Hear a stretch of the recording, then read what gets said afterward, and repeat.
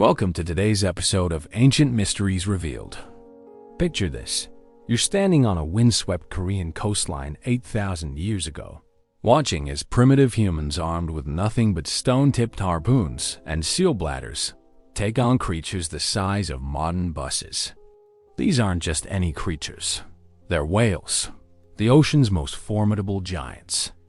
Yet somehow, these Stone Age hunters are succeeding where modern technology would struggle. How did our ancestors, with brains barely evolved beyond their cave-dwelling predecessors, develop the incredible skills to hunt animals that could crush their boats with a single tail strike? How did they master the art of reading whale behavior, crafting specialized tools, and executing coordinated attacks that would make today's special forces envious? The answer lies in a story that spans millennia, revealing humanity's most daring relationship with the sea's greatest beasts. Tonight, we're diving deep into the prehistoric world where humans first dared to challenge leviathans of the deep.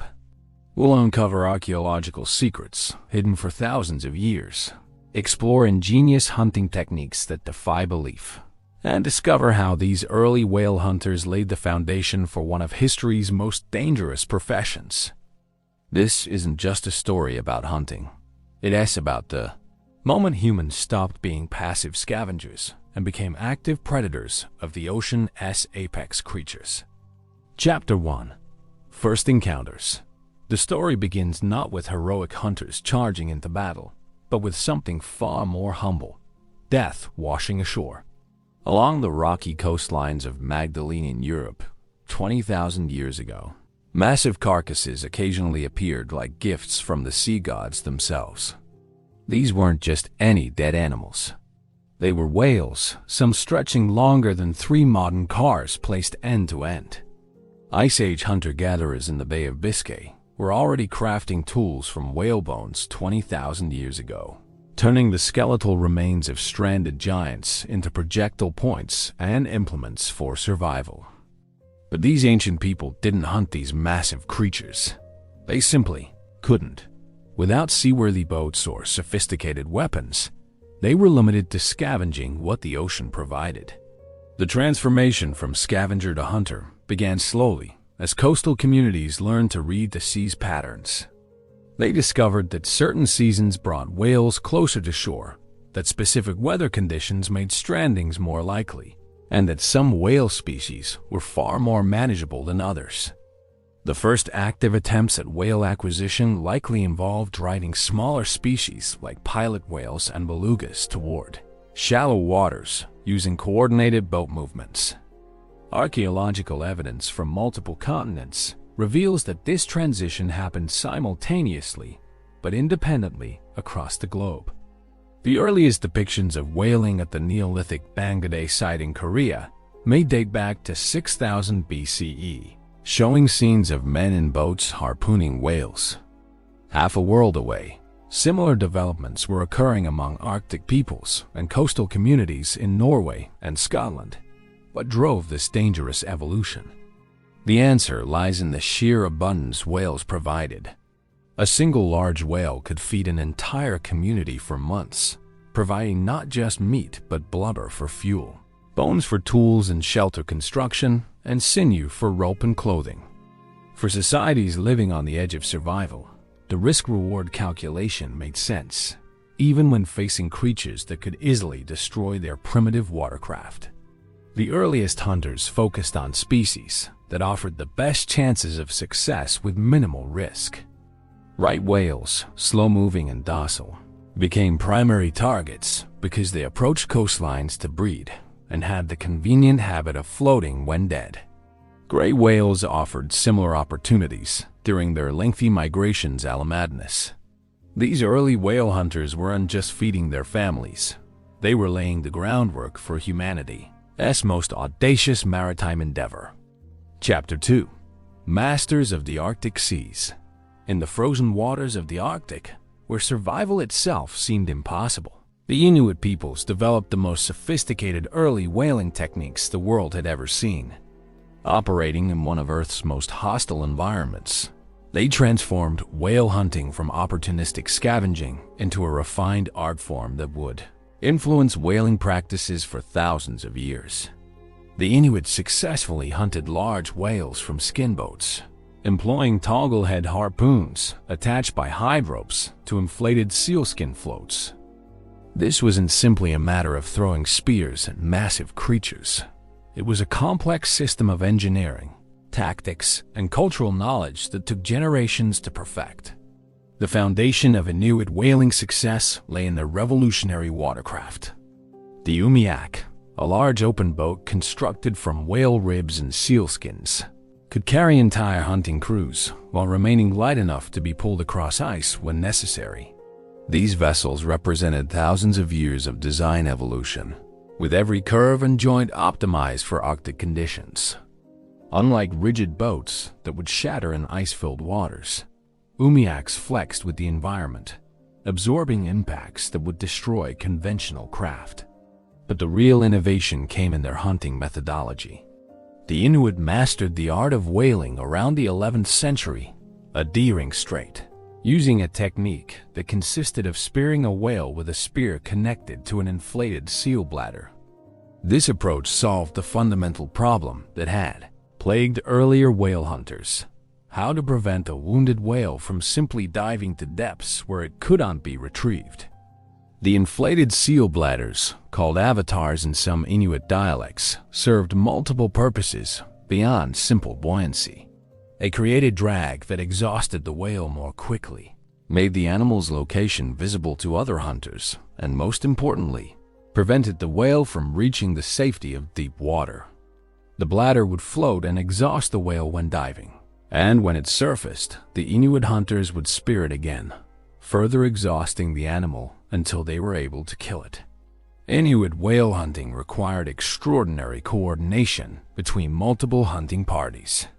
As many as 8 umiaks would participate in a single hunt, each with specialized roles.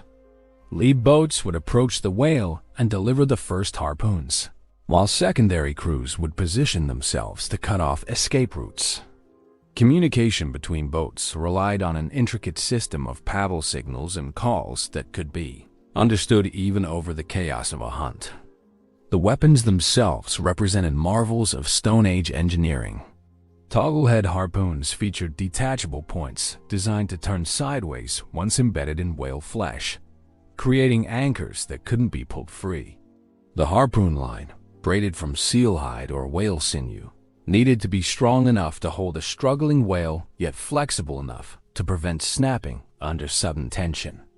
Each line could stretch over 100 feet, requiring careful coiling systems to prevent tangles during the critical moments of deployment. Timing was everything in Inuit whale hunting. Hunters learned to read subtle signs in whale behavior, the particular way a bowhead whale breathed before diving, the angle of approach that indicated a calm versus agitated animal, the seasonal patterns that brought different species within hunting range. This knowledge was passed down through generations via stories, songs, and hands-on training that began in childhood. The risks were extraordinary, even by the standards of dangerous occupations. Hunters could drown in the frigid water if boats were destroyed. And entire hunting parties could be lost if a whale's thrashing capsized their vessels. The Sakhak people's predecessors to modern Inuit groups roamed the Arctic in very small groups that would struggle to survive after the loss of a hunter or a team of hunters, making each hunting decision a calculated risk that could determine community survival. Success in Inuit whaling depended on understanding whale psychology as much as whale anatomy. Experienced hunters knew that bowhead whales, despite their massive size, were relatively docile and could be approached if proper techniques were used. Maneuvering against the wind and tide, hunters could avoid detection and creep up on resting whales at the surface. The key was patience. Rushing an approach almost certainly resulted in failure. The killing blow required both precision and courage. Stabbing with a lance just below the flipper could hit straight into the heart. But this meant approaching within arm's length of a creature capable of destroying the hunter's boat with a single movement. The The most skilled hunters could complete this final strike while their boat partners maintained perfect positioning, despite the whale's increasingly desperate struggles. When successful, Inuit whale hunts provided resources that sustained entire communities through harsh Arctic winters. Beyond meat and blubber for food and fuel, whales supplied materials for shelter construction, tool-making, and even artistic expression. Baleen became fishing line and basket material, while whale bones formed the structural framework for winter houses. This comprehensive utilization meant that nothing was wasted, a philosophy that would later contrast sharply with commercial whaling practices. Chapter 3. The Korean Pioneers.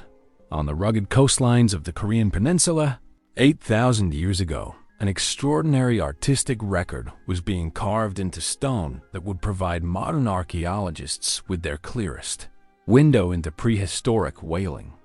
The Bangladesh petroglyphs, located in what is now Ulsan, represent the most ancient evidence of whaling worldwide, showing sperm whales, humpback whales, and North Pacific right whales surrounded by boats. These rock carvings aren't simple artistic expressions. They're detailed technical manuals preserved in stone. The images reveal sophisticated hunting strategies that require deep understanding of whale behavior, advanced boat-building skills, and coordinated group tactics that wouldn't look out of place in a modern naval operation manual. The level of detail suggests these weren't occasional hunting attempts but regular, successful operations conducted by highly skilled specialists. The Korean hunters depicted in these petroglyphs were targeting some of the ocean's most challenging prey. Sperm whales, with their massive heads and aggressive defense mechanisms, represented the apex of hunting difficulty. Humpback whales, while less aggressive, possessed the speed and agility to easily outmaneuver primitive boats. North Pacific right whales, though slower, were still massive enough to destroy an entire hunting fleet with their tail flukes. Archaeological evidence supports the artistic record with remarkable consistency.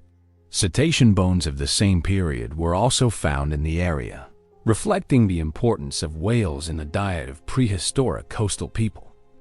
The presence of whale bones in kitchen middens and tool assemblages confirms that these hunts weren't symbolic or ceremonial. They were practical operations that provided substantial nutritional and material resources.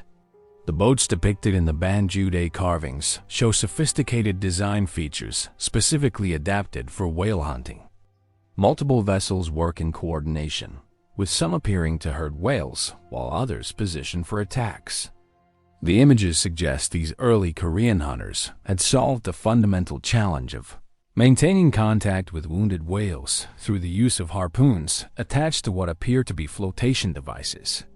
The petroglyphs suggest that drogues, harpoons, and lines were being used to kill small whales as early as 6000 BCE. Drogues, semi-floating objects like wooden drums or inflated animal skins, represented a crucial technological breakthrough that made whale hunting practical for societies without large, powerful boats. Once the missile had been shot into a whale's body, the buoyancy and drag from the drogue would eventually cause the whale to tire, allowing it to be approached and killed. The Korean innovation appears to have been the systematic application of drogue technology to multiple whale species. While other cultures might have used similar techniques occasionally, the Bangladesh evidence suggests regular, planned operations targeting specific whale populations during predictable seasonal movements. This level of organization required detailed knowledge of whale migration patterns, breeding behaviors, and feeding habits. The social implications of Korean whale hunting were enormous. Successfully hunting whales required community cooperation on an unprecedented scale.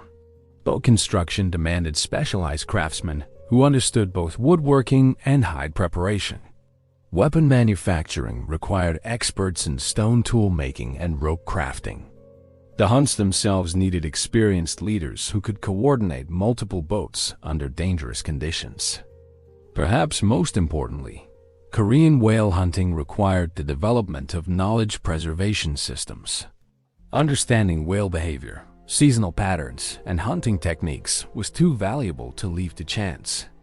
The Bangladesh petroglyphs themselves may represent early attempts to codify this knowledge, creating permanent records that could educate future generations of hunters.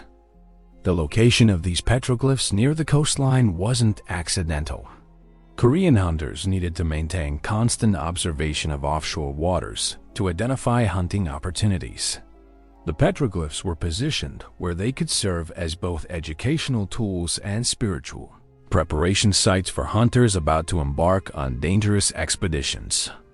Evidence suggests that Korean whaling techniques spread throughout the region, influencing hunting practices in Japan, Eastern China, and possibly even reaching North American populations through trans-Pacific contact. The sophistication of the Korean system made it valuable enough to share, even among competitive groups who might otherwise guard such secrets. The economic impact of whale hunting transformed Korean coastal societies from subsistence communities into relatively prosperous settlements, with surplus resources for trade and technological development. Archaeological sites from this period show evidence of specialized tool production, artistic expression, and social stratification that suggests whale hunting created the first maritime-based wealth in the region.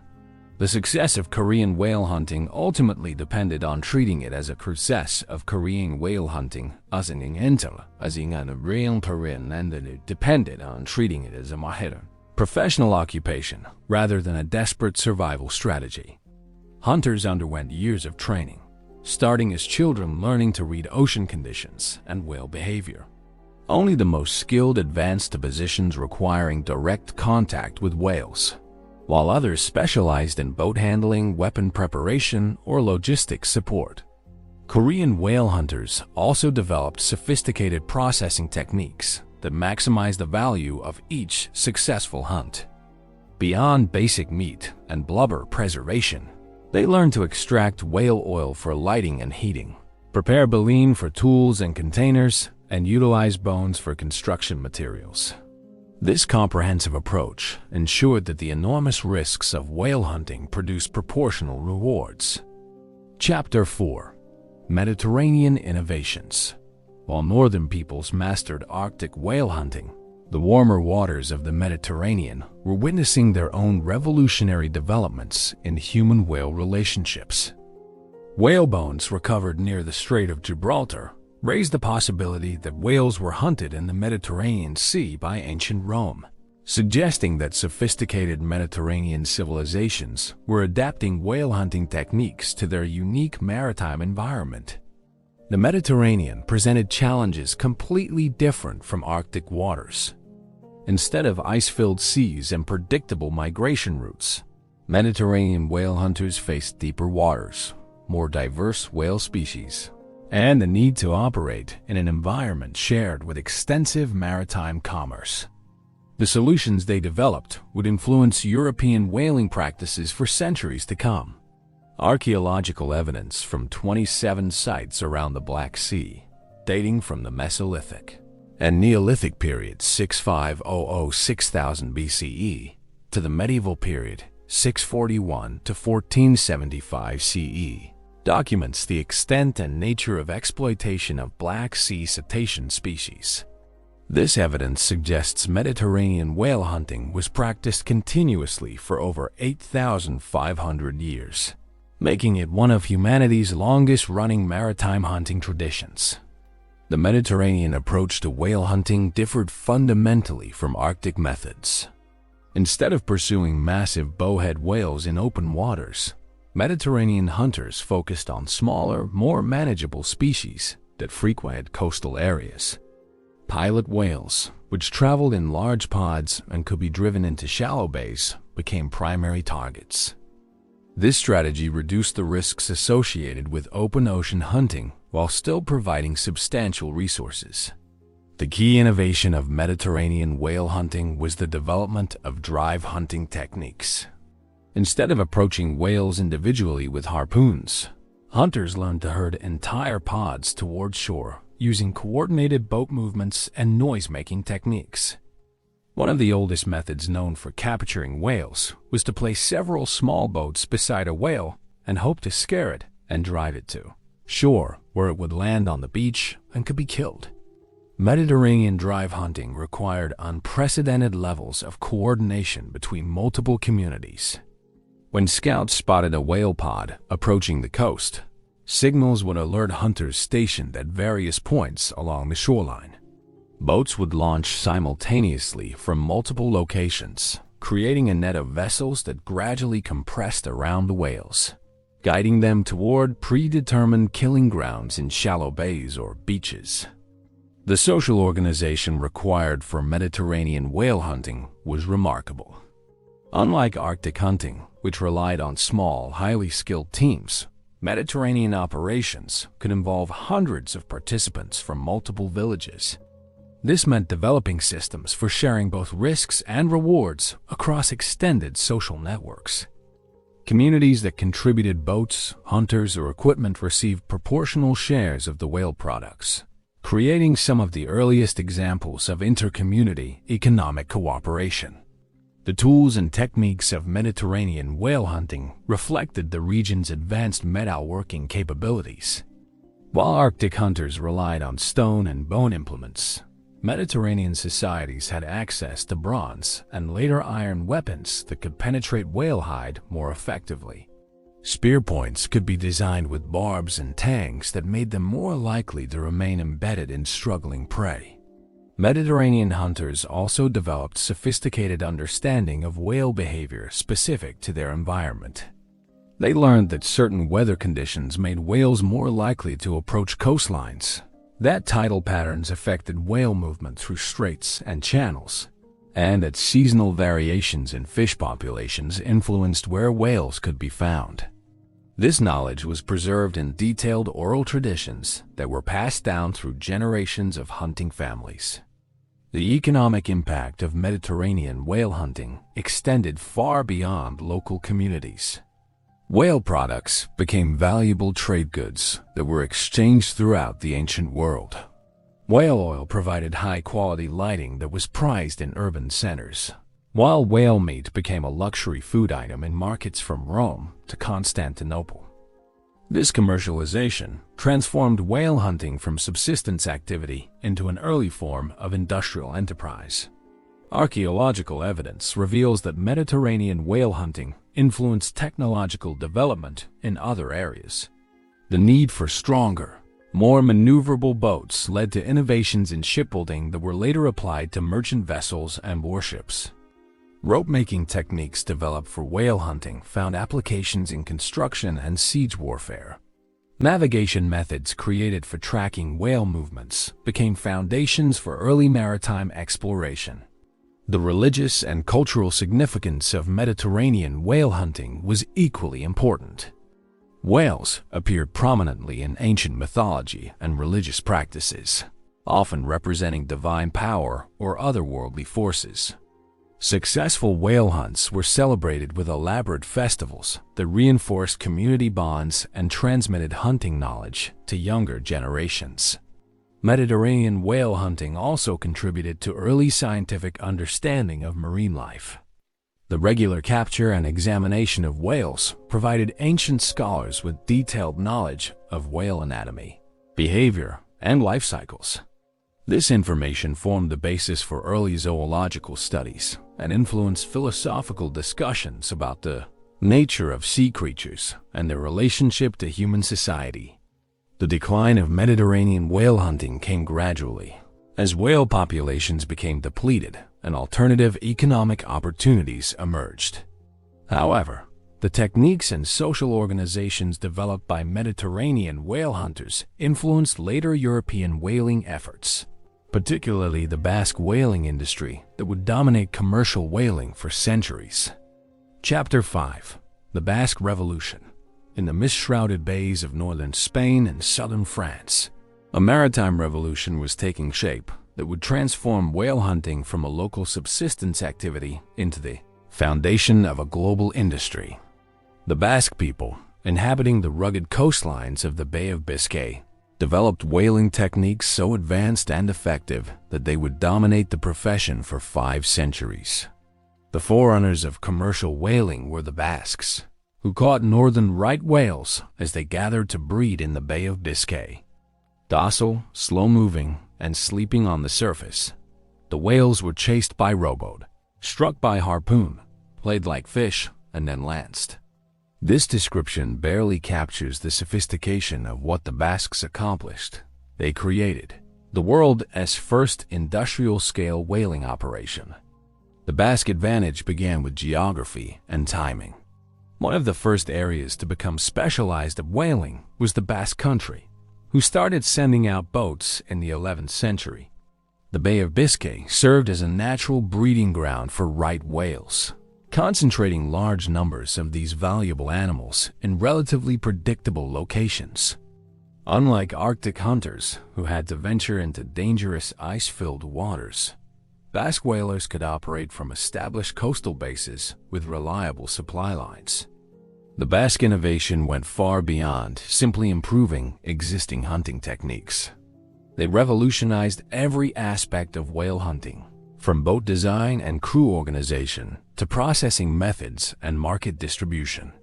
Their vessels, called chalupas, were specifically engineered for whale hunting rather than adapted from fishing boats. These craft featured pointed bows and sterns that allowed rapid direction changes, reinforced hulls that could withstand whale attacks, and specialized equipment storage designed for extended hunting expeditions. Basque whalers targeted the slow-moving whales that came into the Bay of Biscay, chasing them in small rowboats and striking them when they got close enough. They often sat in watchtowers, called vidges, to try and spot the distinctive twin vapor spouts of the North Atlantic right whale. This systematic approach, combining shore-based observation with coordinated boat operations, represented a quantum leap in hunting efficiency. The vigia system was revolutionary in its sophistication. These watchtowers, positioned at strategic points along the coastline, provided early warning of whale movements that allowed hunting fleets to position themselves for optimal intercepts. Watchers used standardized signals to communicate whale size, direction, and species to boat crews, enabling rapid response to hunting opportunities. This coordination between shore-based observers and sea-based hunters wouldn't be matched by other cultures for centuries. Basque whale hunting was remarkable for its standardization and efficiency. Hunting crews were organized around specialized roles: harpooners, boat steerers, and oarsmen, each requiring years of training to master. The harpooner, in particular, held a position of enormous respect and responsibility. Success or failure often depended on their ability to approach within striking distance of a whale and deliver a perfectly placed harpoon that would initiate the capture sequence. The actual hunting process developed by the Basques was brutally effective. Once a whale was sighted, multiple chalupas would coordinate their approach to surround the animal and prevent escape. The lead boat would close to harpoon range, where the harpooner would strike with weapons specifically designed for whale hunting. Their bodies, which floated after death, were towed to shore for stripping and boiling of the thick blubber and processing of the baleen. But the real Basque innovation was in whale processing and commercialization.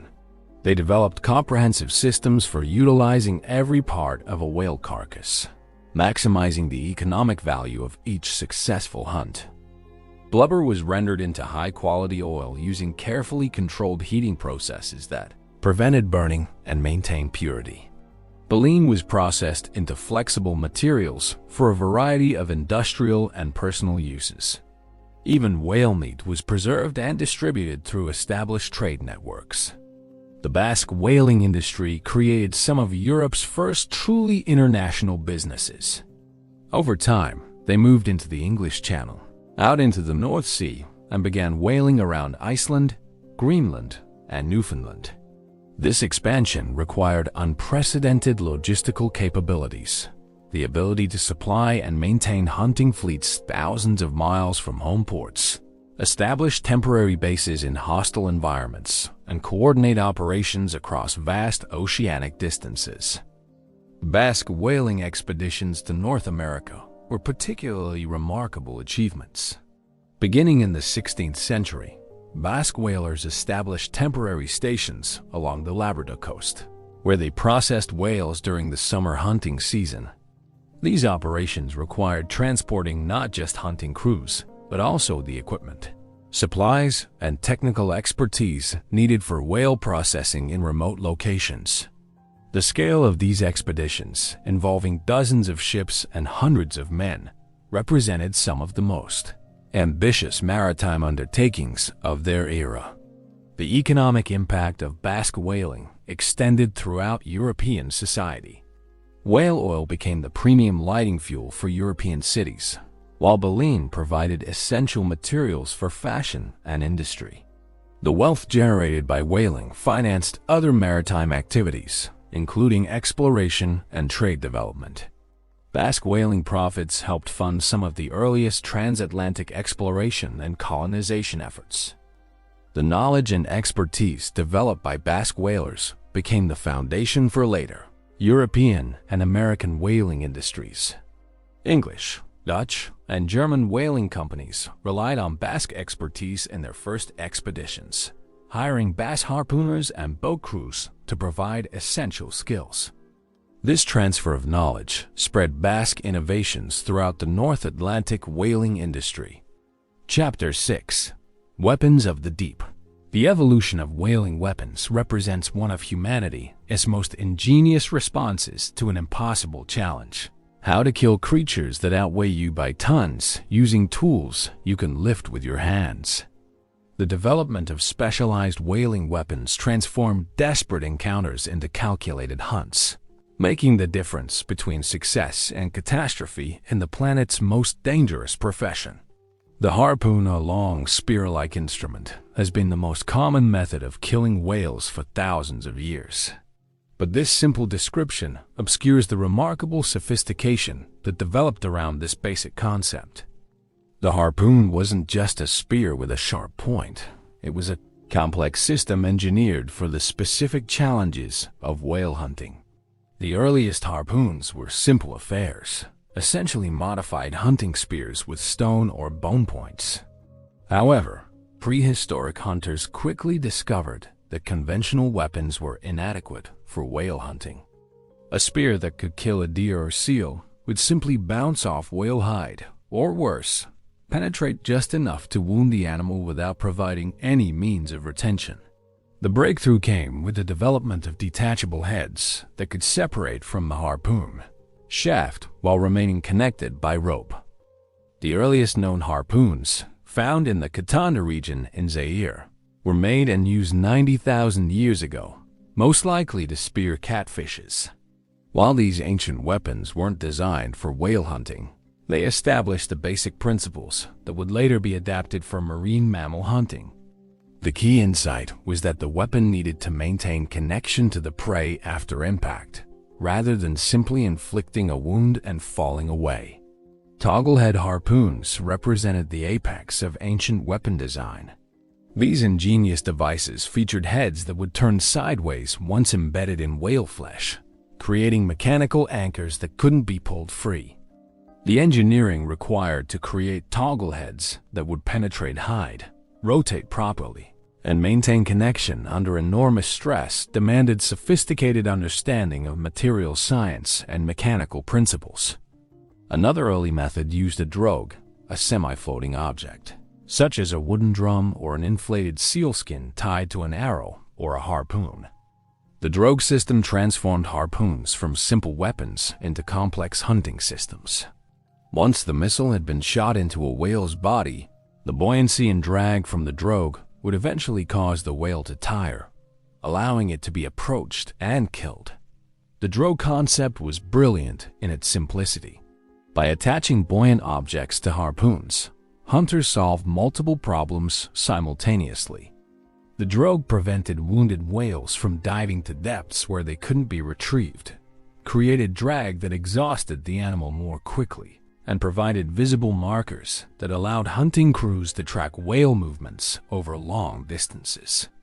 Different cultures developed various stroke designs, inflated seal bladders in the Arctic, wooden casks among European whalers, and specially designed floats by Pacific Island hunters. Harpoon lines represented another critical component that required careful engineering. The line was carefully coiled in a wooden tub. As the harpooned whale dove away from the danger, the line rushed out at dizzying speeds, controlled only by a loggerhead post in the stern and a notch in the bow of the boat. The rope needed to be strong enough to hold a struggling whale, yet flexible enough to prevent snapping under sudden tension. Different materials were used depending on local availability: seal hide in the Arctic, hemp in Europe, and specially prepared plant fibers in tropical regions. The dangers associated with harpoon lines were legendary among whalers. Men could lose limbs or their lives if they were caught in the line as it deployed. The line management required extraordinary skill and coordination among boat crews. Experienced whalers developed techniques for controlling line deployment to balance the need for allowing the whale freedom of movement with maintaining enough tension to prevent escape. The killing lance represented the final component in the whaling weapon system. While harpoons were designed to establish connection and control, lances were engineered for quick, efficient killing. Once the whale was still, a long row back to the ship was ahead for the crew, towing tons of whale destined for the try-works on board. However, getting to this point required successfully lancing the whale to death, often while it was still capable of destroying the hunting boat. Different cultures developed distinctive lance designs optimized for their hunting conditions. Inuit hunters created lances with sharp bone or ivory points, designed for penetrating thick blubber layers to reach vital organs. Basque whalers developed iron-pointed lances that could be thrust repeatedly without losing their edge. Pacific Island hunters crafted lances with multiple barbed points that would create extensive internal damage with each thrust. The evolution of whaling weapons also included innovations in delivery systems. Early whalers would hand-throw harpoons, sometimes several at a time, to prevent the whale from getting away before it could be killed with a more effective instrument at close range. The accuracy and power required for hand-thrown harpoons demanded extraordinary skill and physical conditioning. Harpooners underwent years of training to develop the strength and precision needed for successful whale strikes. Weapon maintenance was crucial for whaling success. All whaleboats carry certain curious contrivances, originally invented by the Nantucket Indians, called drugs. These maintenance systems ensured that weapons remained sharp, lines stayed properly coiled, and drogues maintained their buoyancy. Poor weapon maintenance could mean the difference between successful capture and losing both the whale and potentially the hunting crew. The psychological aspects of whaling weapons were as important as their physical properties. Hunters needed absolute confidence in their equipment when approaching creatures capable of destroying their boats with a single movement. This confidence came from understanding every component of their weapon systems, practicing deployment techniques until they became automatic, and maintaining equipment with obsessive attention to detail. Chapter 7. Reading the Giants. Understanding whale behavior was perhaps the most crucial skill ancient hunters needed to master. Without this knowledge, even the best weapons and boats were useless against creatures that could outswim, outdive, and overpower any human technology. The development of whale behavior expertise represented thousands of years of careful observation, passed down through generations of hunters who paid for their knowledge with blood and courage. Hunters learned to read subtle signs in whale behavior, the particular way a bowhead whale breathed before diving, the angle of approach that indicated a calm versus agitated animal, the seasonal patterns that brought different species within hunting range. This behavioral knowledge was far more complex than simple animal tracking. It required understanding the psychological states, physical capabilities, and predictable patterns of multiple whale species. The science of whale observation began with learning to interpret breathing patterns, which served as windows into whale psychology and physiology. Experienced hunters could determine a whale's emotional state, physical condition, and likely next actions simply by observing how it breathed at the surface. A relaxed whale might take several shallow breaths, followed by a deeper breath before a short dive. An agitated whale would exhibit rapid, irregular breathing patterns that signaled danger for approaching hunters. Breathing frequency analysis became so sophisticated that hunters developed specialized vocabularies to describe different respiratory patterns. They learned that bowhead whales typically surfaced every 5 to 10 minutes during normal swimming, but could extend this to 20 minutes when fleeing. Right whales showed characteristic triple spout patterns when resting that made them ideal targets. Sperm whales demonstrated unique breathing rhythms that could indicate whether they were preparing for deep feeding dives or remaining in surface waters. Different whale species presented completely different behavioral challenges. Right whales, the preferred targets of early hunters, were relatively docile and predictable. Docile, slow-moving, and sleeping on the surface, the whales were chased by rowboat, struck by harpoon, played like fish, and then lanced.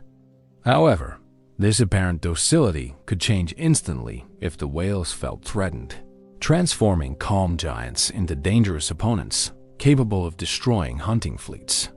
The behavioral transitions of right whales followed predictable patterns that experienced hunters learned to recognize and exploit. A resting right whale would gradually become more alert if disturbances persisted, progressing through identifiable stages of awareness. Hunters learned to approach during the deepest phase of whale rest and complete their attack before the animal reached full alertness.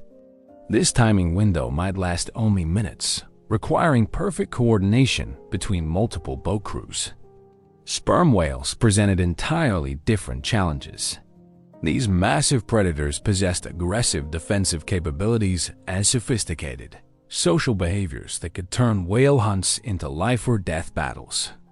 Experienced hunters learned to identify the signs of sperm whale aggression, changes in swimming patterns, specific vocalizations, and group formations that indicated dangerous encounters were imminent.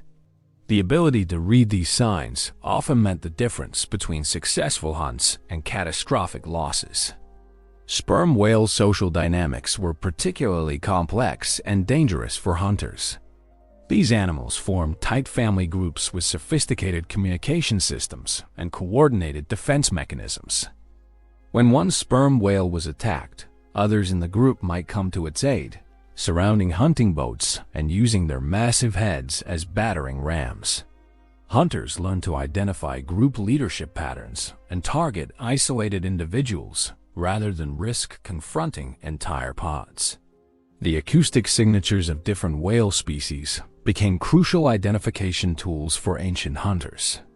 Each species produced distinctive vocalizations that could be heard over vast distances, allowing hunters to identify and track whale populations long before visual contact. Bowhead whales produced low-frequency calls that carried for miles through Arctic waters. Humpback whales created complex songs that could indicate breeding behavior and emotional states. Sperm whales used echolocation clicks that revealed their feeding activities and social interactions. Hunters developed remarkable abilities to interpret these acoustic signals, learning to distinguish between species, estimate group sizes, and predict whale movements based solely on underwater sounds. This acoustic intelligence gathering allowed hunting crews to position themselves advantageously hours or even days before whales became visible. The most skilled listeners could identify individual whales within groups based on unique vocal characteristics. Seasonal whale behavior provided the foundation for hunting strategies. Ancient hunters discovered that whale movements follow predictable patterns related to feeding, breeding, and migration cycles. Gray whales undertook massive migrations along coastlines, creating opportunities for hunters positioned at strategic points. Right whales gathered in specific bays during breeding season, concentrating large numbers of animals in accessible locations. The complexity of seasonal behavior patterns required hunters to maintain detailed mental calendars that tracked multiple variables simultaneously. Whale arrival times could vary based on water temperatures, food availability, breeding cycles, and previous year's experiences.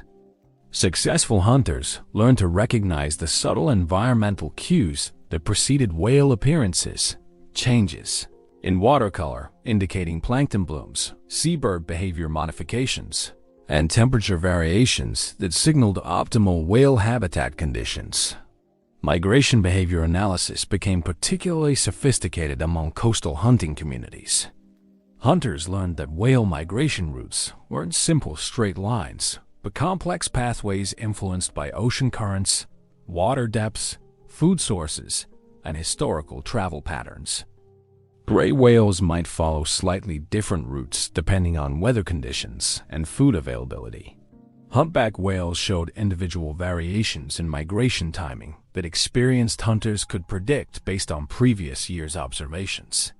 The timing of these behavioral patterns was crucial for hunting success.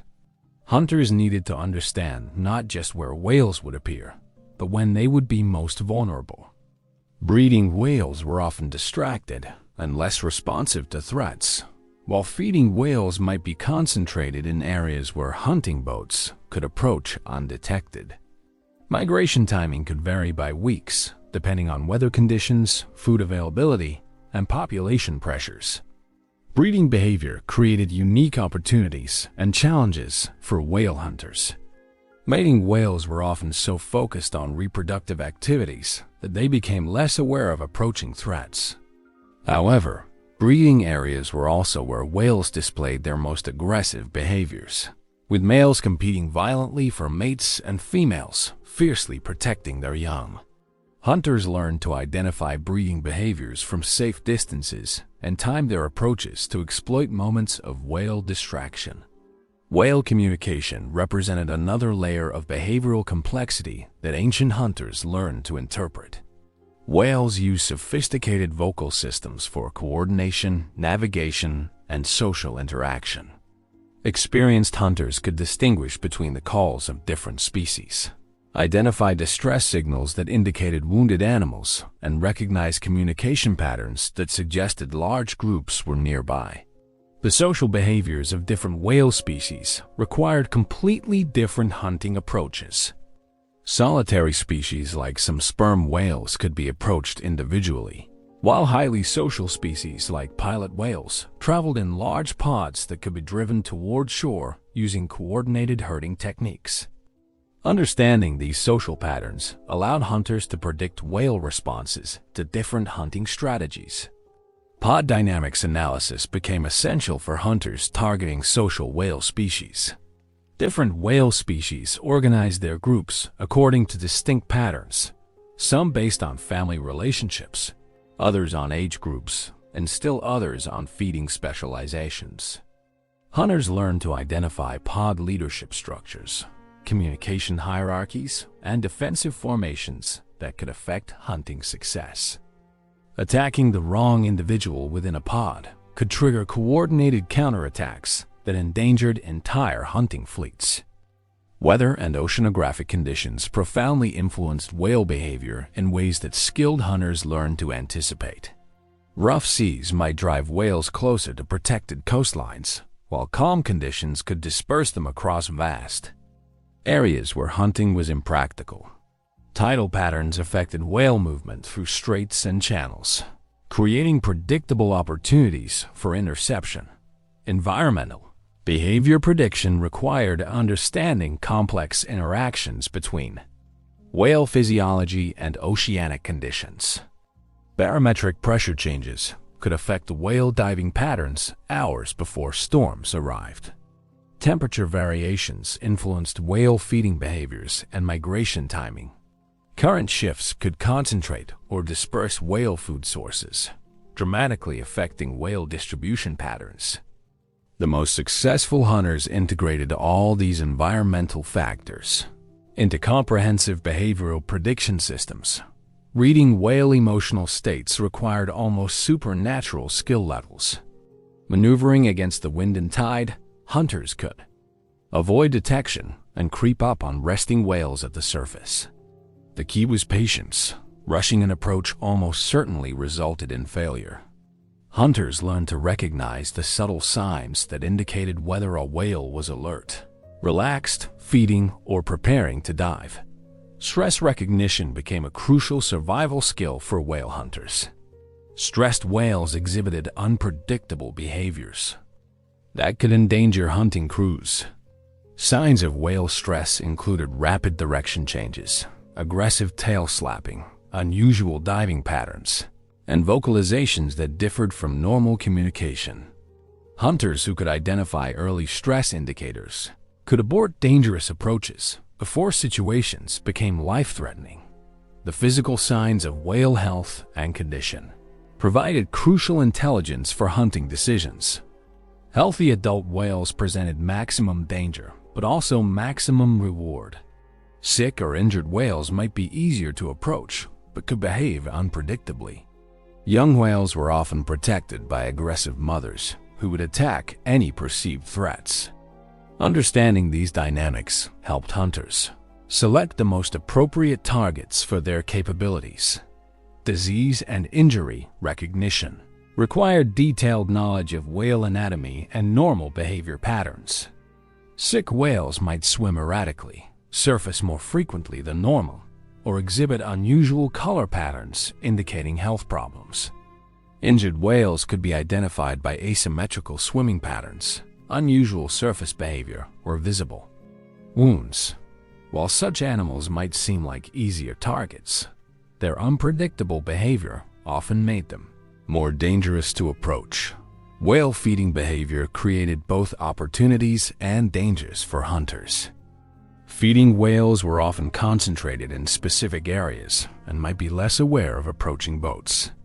However, the feeding process could also make whales more aggressive and territorial. Hunters learned to identify feeding areas by observing seabird activity, water conditions, and the presence of whale food sources. Feeding pattern analysis became so sophisticated that hunters could predict whale behavior hours in advance.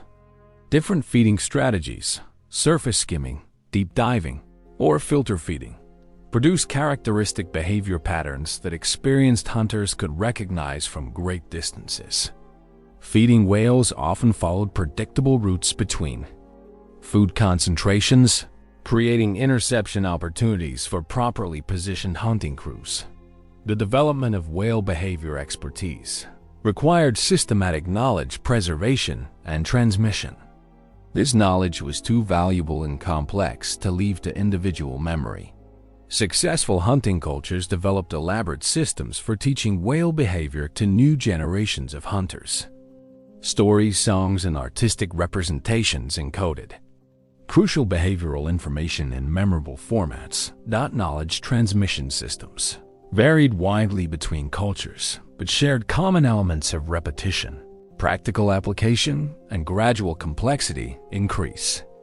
Young hunters began by learning basic whale identification and safety procedures.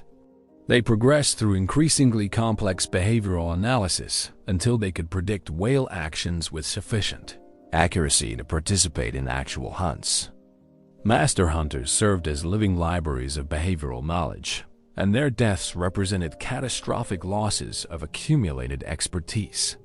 Understanding whale diving patterns was essential for hunting success.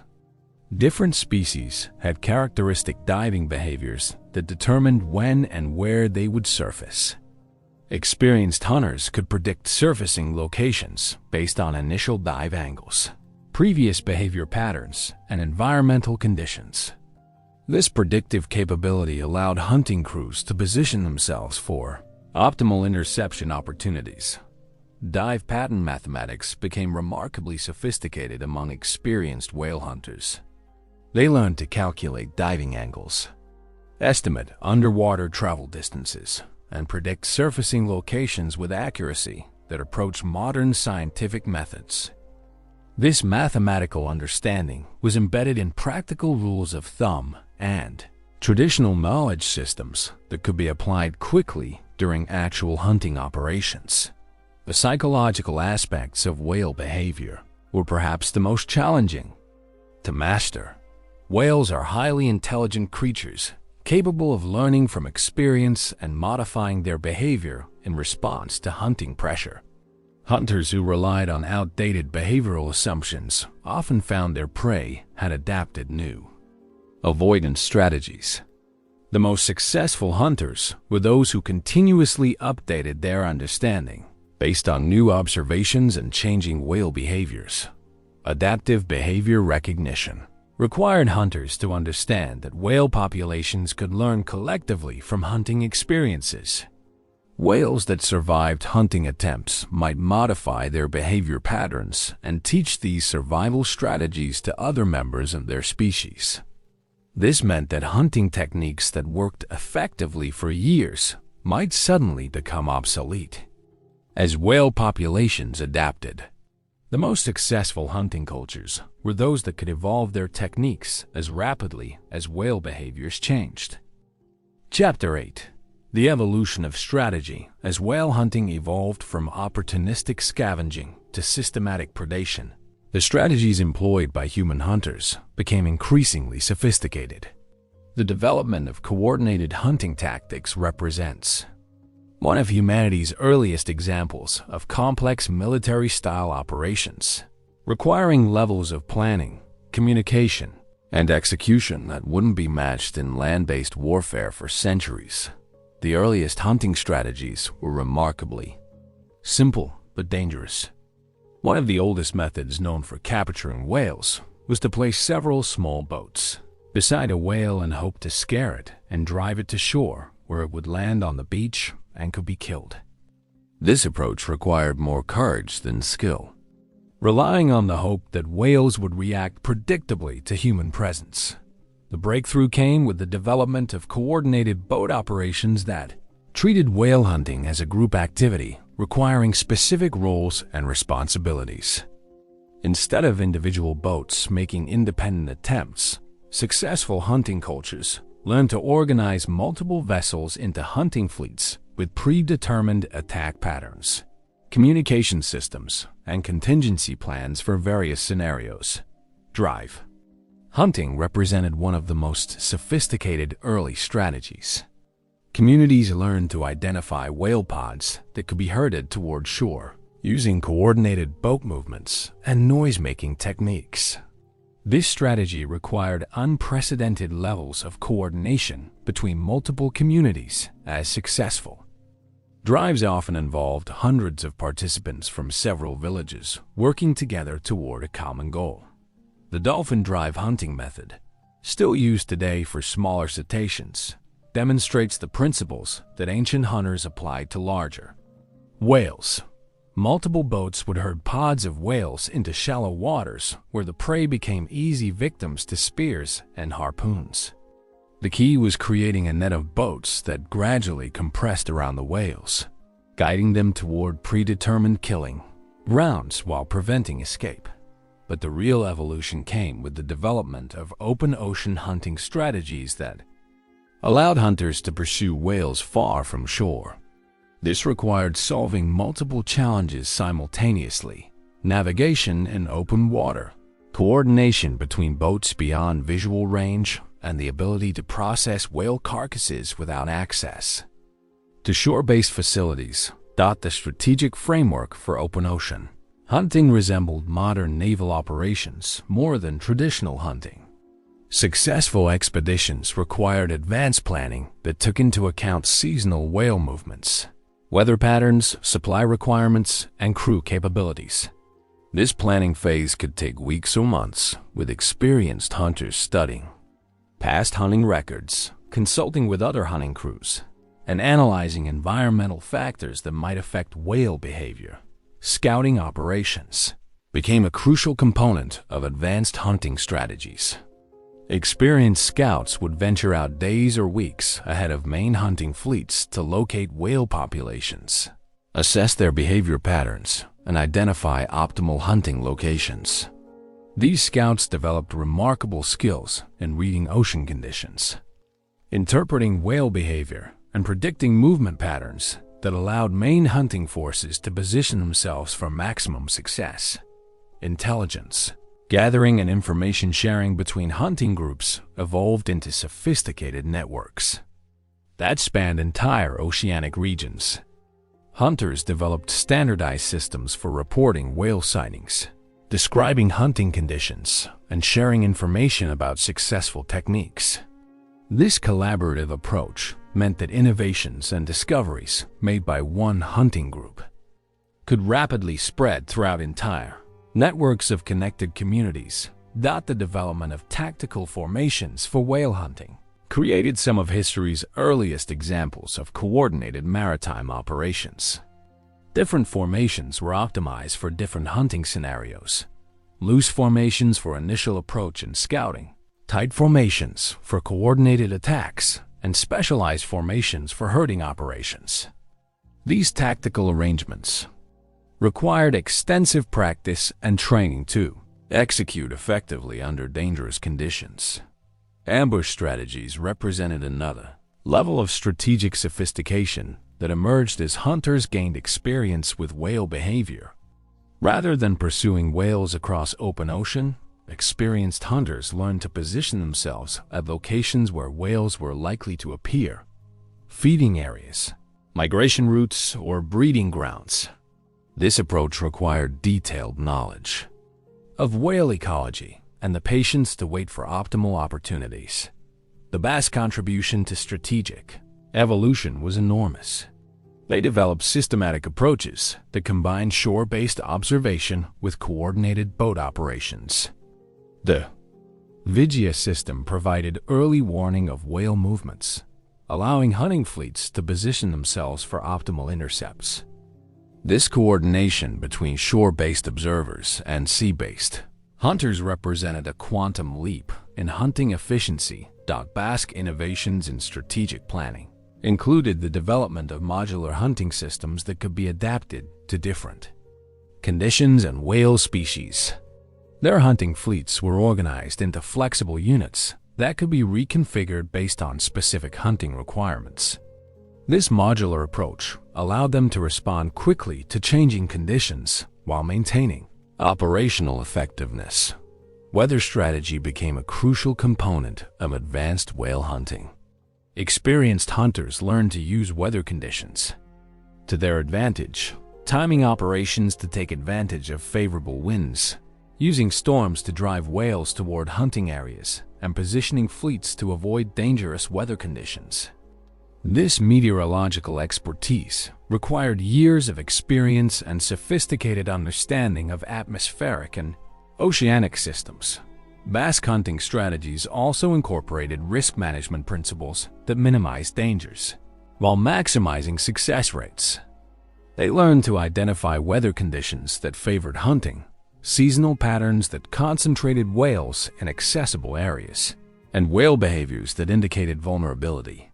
This analytical approach transformed whale hunting from a desperate gamble into a calculated business operation. The development of specialized crew roles created hunting strategies based on division of labor and expertise. Each member of a hunting crew had specific responsibilities. Harpooners delivered the initial attack, boat steerers maintained optimal positioning, and crew members provided power and coordination. This specialization allowed crews to execute complex maneuvers that would have been impossible with generalist participants. Advanced crew training programs emerged to support these specialized roles. Prospective harpooners underwent years of training that included not just weapon handling, but also whale anatomy, behavioral psychology, and crisis management. Boat steerers needed to master not only navigation and seamanship, but also tactical positioning and crew coordination under extreme stress. Communication systems were crucial for coordinated hunting strategies. Hunting crews developed standardized signals that could convey complex information quickly and clearly. Paddle movements, vocal calls, and visual signals allowed boats to coordinate their movements even during the chaos of an active hunt. These communication protocols were practiced repeatedly until they became automatic responses. The evolution of communication systems included the development of long-range signaling methods that could coordinate operations across vast oceanic distances. Smoke signals, flag systems, and acoustic signals enabled hunting fleets to maintain coordination even when individual boats were beyond visual contact. These communication networks were essential for complex operations involving multiple hunting groups. Deception and misdirection strategies evolved as whales became more wary of human hunters. Experienced hunters learned to disguise their approach by mimicking natural phenomena, using wind patterns to mask boat sounds, approaching from downwind to avoid scent detection, and timing movements to coincide with natural disturbances that would camouflage human activity. The timing of hunting operations required strategies that balanced multiple variables. Hunters needed to consider whale behavior patterns, weather conditions, tidal cycles, and crew readiness when planning expeditions. The most successful hunting cultures developed sophisticated scheduling systems that optimized these variables to maximize hunting opportunities while minimizing risks. Seasonal strategy development became increasingly sophisticated as hunters accumulated more knowledge about whale behavior patterns. Spring strategies focused on intercepting migrating whales at predictable choke points along their routes. Summer strategies emphasized pursuit hunting in feeding areas where whales were concentrated, but more difficult to approach. Fall and winter strategies targeted whales returning from feeding areas, often carrying maximum blubber loads. Different hunting strategies evolved for different whale species based on their unique characteristics and behaviors. Right whale hunting emphasized patience and stealth, taking advantage of these animals' docile nature and predictable movement patterns. Sperm whale hunting required aggressive tactics and rapid execution due to these animals' defensive capabilities and social coordination. Species-specific strategies became increasingly refined as hunters accumulated detailed knowledge about individual whale behaviors. Gray whale hunting strategies took advantage of these animals' predictable migration routes and coastal habits. Humpback whale strategies focused on their feeding behaviors and tendency to approach shorelines during certain seasons. Bowhead whale strategies emphasize patience and precise timing due to these animals' Arctic habitat and seasonal accessibility. The evolution of hunting strategies also included the development of contingency planning for various scenarios. Experienced hunters understood that whale behavior could change rapidly. Weather conditions could deteriorate without warning, and equipment could fail at critical moments. Successful strategies included backup plans for equipment failure, escape routes for dangerous situations, and alternative approaches when initial tactics failed. Multi-scenario planning became a hallmark of advanced hunting cultures. Hunting leaders developed detailed contingency plans for dozens of possible situations: whale escape scenarios, equipment failure protocols, weather emergency procedures, and injury response plans. This comprehensive planning approach significantly improved survival rates and hunting success percentages. Adaptive strategy development allowed successful hunting cultures to respond rapidly to changing conditions and new challenges. When whale populations shifted their behavior patterns in response to hunting pressure, experienced hunters could modify their approaches accordingly. This adaptability was crucial for long-term hunting success and community survival. Seasonal hunting strategies took advantage of predictable whale movement patterns while adapting to changing environmental conditions. Spring hunts focused on migrating whales that passed close to established hunting stations. Summer operations could venture further from shore to pursue whales in their feeding areas. Fall hunts targeted whales returning from feeding areas, often carrying maximum blubber loads that increased their value. Resource allocation strategies ensured that hunting expeditions had adequate supplies and equipment for extended operations. Advanced hunting cultures developed sophisticated logistic systems that could support hunting fleets for weeks or months at sea. This included not just food and water supplies, but also equipment maintenance capabilities, emergency reserves, and communication systems. The psychological aspects of hunting strategies were equally important. Hunters needed to maintain confidence and coordination under extremely dangerous conditions. Successful hunting cultures developed mental preparation techniques, team bonding activities, and stress management practices that enabled crews to perform effectively when facing life-threatening situations. Psychological warfare against whales became an advanced component of hunting strategy. Experienced hunters learned to use noise, movement patterns, and coordinated displays to influence whale behavior and decision-making. These psychological tactics could cause whales to move in predictable directions or exhibit specific behaviors that made them more vulnerable to hunting attempts. Training and simulation programs prepared hunting crews for the intense psychological demands of whale hunting. Mock hunts, emergency drills, and stress testing exercises helped hunters develop the mental resilience needed for actual hunting operations. These preparation programs significantly improved crew performance and coordination during real hunts. The integration of all these strategic elements created hunting systems that represented pinnacles of prehistoric human achievement. The most successful whale hunting cultures combined tactical innovation, strategic planning, technological advancement, and psychological preparation into comprehensive systems that could consistently achieve success against the ocean's most formidable creatures. These strategic frameworks established patterns of human organization and coordination that would influence maritime activities for centuries to come. Chapter 9. Tools of Survival Beyond Weapons and Boats. Early whale hunters required an extensive array of specialized tools and equipment. That meant the difference between success and disaster in one of the world's most challenging environments.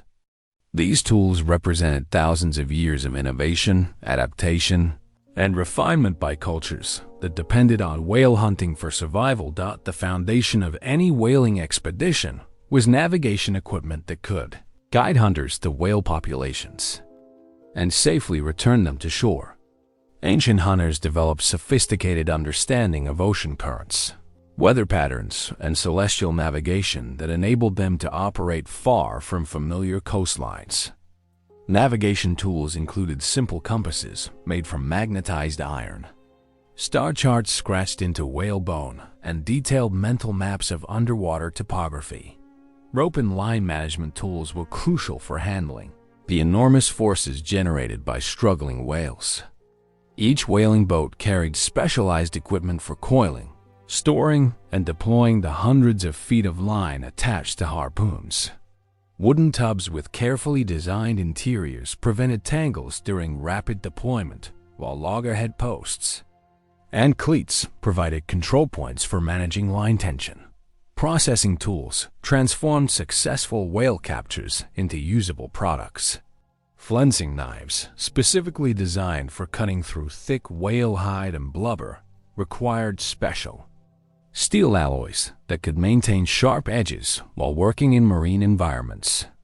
Different blade shapes were optimized for different cutting tasks: long, straight blades for initial cuts, curved blades for following body contours, and specialized hooks for handling slippery materials. Fire-making equipment was essential for both survival and whale processing. Rendering whale blubber into oil required carefully controlled fires that could be maintained even in wet, windy conditions. Hunters carried waterproof fire-starting materials, specialized tinder that would ignite even when damp, and portable furnaces designed for shipboard use. Food and water storage systems enabled extended hunting expeditions that might last weeks or months. Waterproof containers protected drinking water from contamination, while specialized preservation techniques kept food supplies edible during long voyages. Emergency food supplies included concentrated nutrition sources that could sustain crews if regular supplies were lost or contaminated. Clothing and protection equipment was specifically designed for the unique challenges of whale hunting. Waterproof garments protected hunters from constant exposure to cold water and blood, while specialized footwear provided grip on slippery boat surfaces. Protective gear included leather aprons for processing work, gloves that maintained dexterity while providing protection, and headgear that shielded eyes from sun glare and spray. Medical supplies and treatment tools were crucial for handling the inevitable injuries that occurred during whale hunting. Hunters carried basic surgical instruments for treating cuts and puncture wounds, medicinal materials for infection prevention, and emergency supplies for treating trauma injuries. Knowledge of emergency medical procedures was as important as the tools themselves. Communication tools enabled coordination between hunting crews operating over vast oceanic distances. Signal flags, horns, and drums provided long-range communication capabilities that could function in various weather conditions. Emergency signaling devices could summon assistance when crews encountered problems beyond their ability to handle. Maintenance and repair tools kept equipment functional during extended expeditions. Whale hunting put enormous stress on boats. Weapons and gear that required constant maintenance and occasional emergency repairs.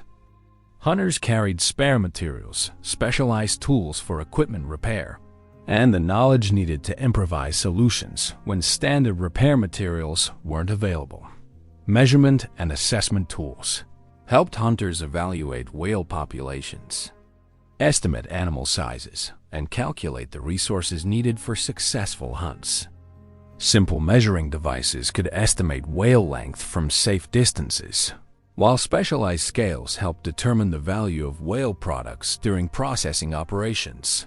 Weather monitoring equipment enabled hunters to predict and respond to changing conditions that could affect hunting success or crew safety.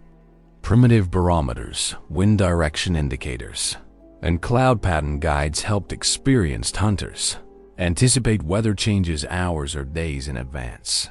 Specialized containers and storage systems were designed for the unique properties of whale products.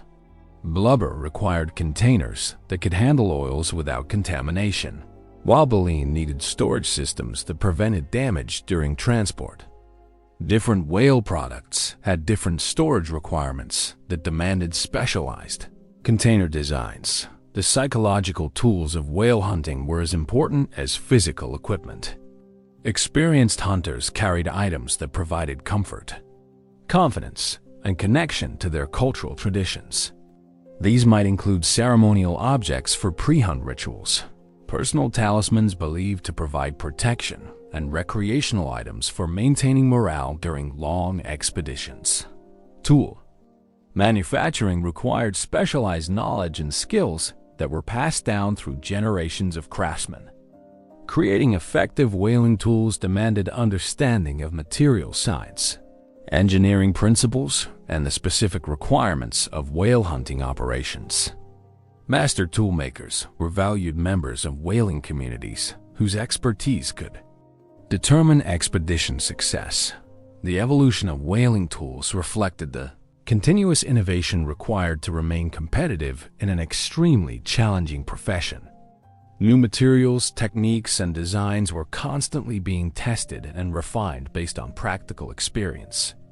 Successful innovation spread rapidly through whaling communities, while failed experiments were quickly abandoned. The ancient practice of whale hunting predates recorded history by millennia, representing one of humanity's most audacious attempts to harvest the ocean's largest inhabitants using nothing more than primitive tools, small vessels, and extraordinary courage. Long before the rise of commercial whaling empires that would reshape global economies, Indigenous peoples across the world's coastlines had developed sophisticated methods for pursuing, capturing, and processing whales that sustained their communities. For countless generations, archaeological evidence suggests that systematic whale hunting began as early as 1000 BCE, with coastal communities developing unique techniques adapted to their specific environments, available technologies, and target species.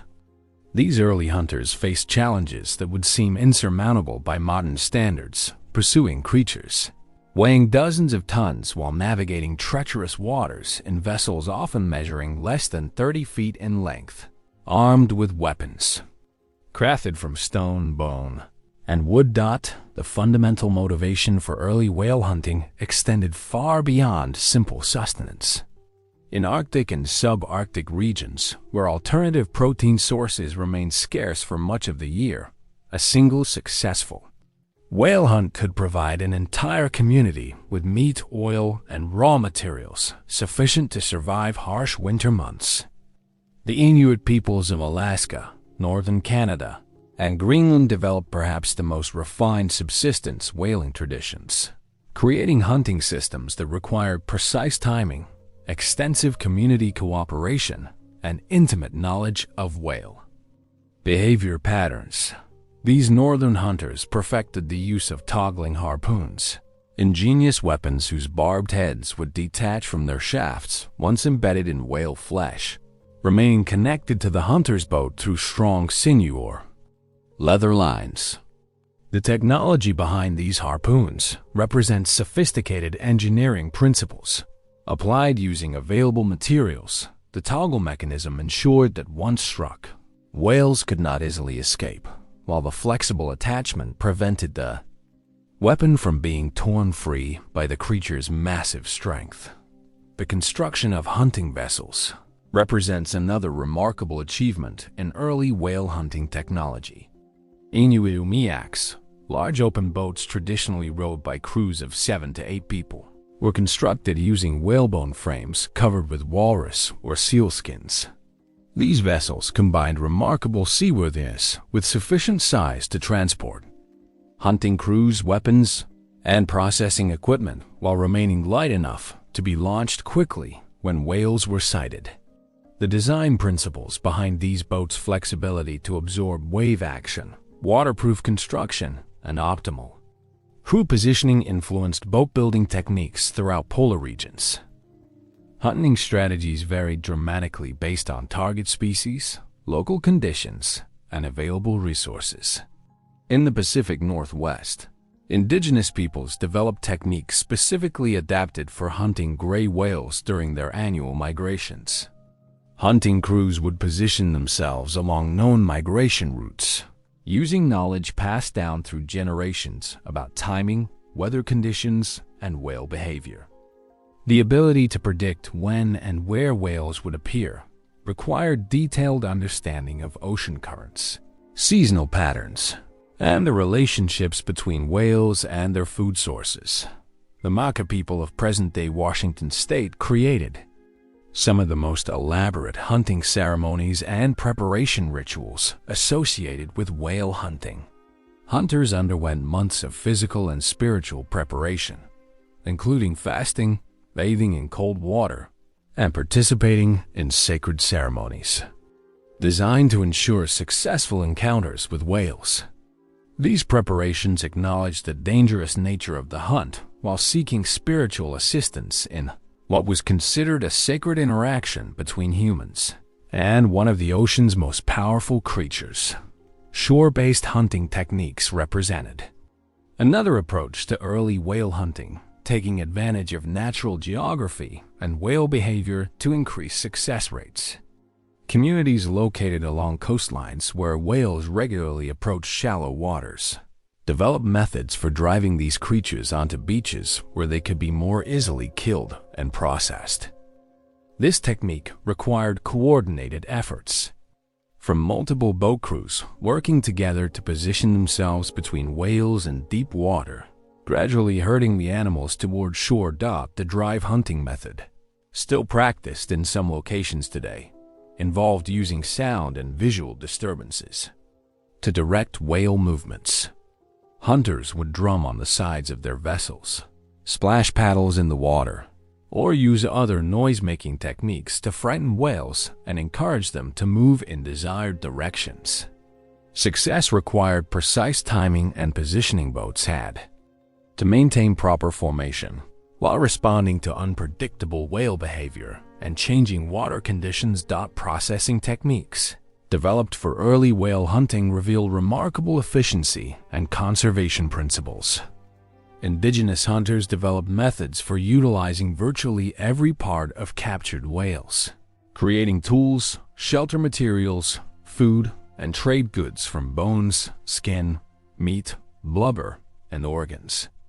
This complete utilization reflected both practical necessity and cultural values, emphasizing respect for the sacrificed animal and maximum benefit from dangerous hunting efforts.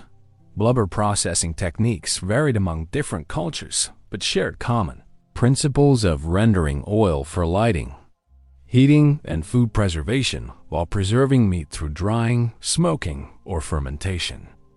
Arctic peoples developed sophisticated methods for storing whale meat in permafrost caches that could preserve protein sources for months or even years. These storage techniques required detailed knowledge of temperature control, air circulation, and protection from scavengers. The social organization required for successful whale hunting created unique community structures and cooperative relationships.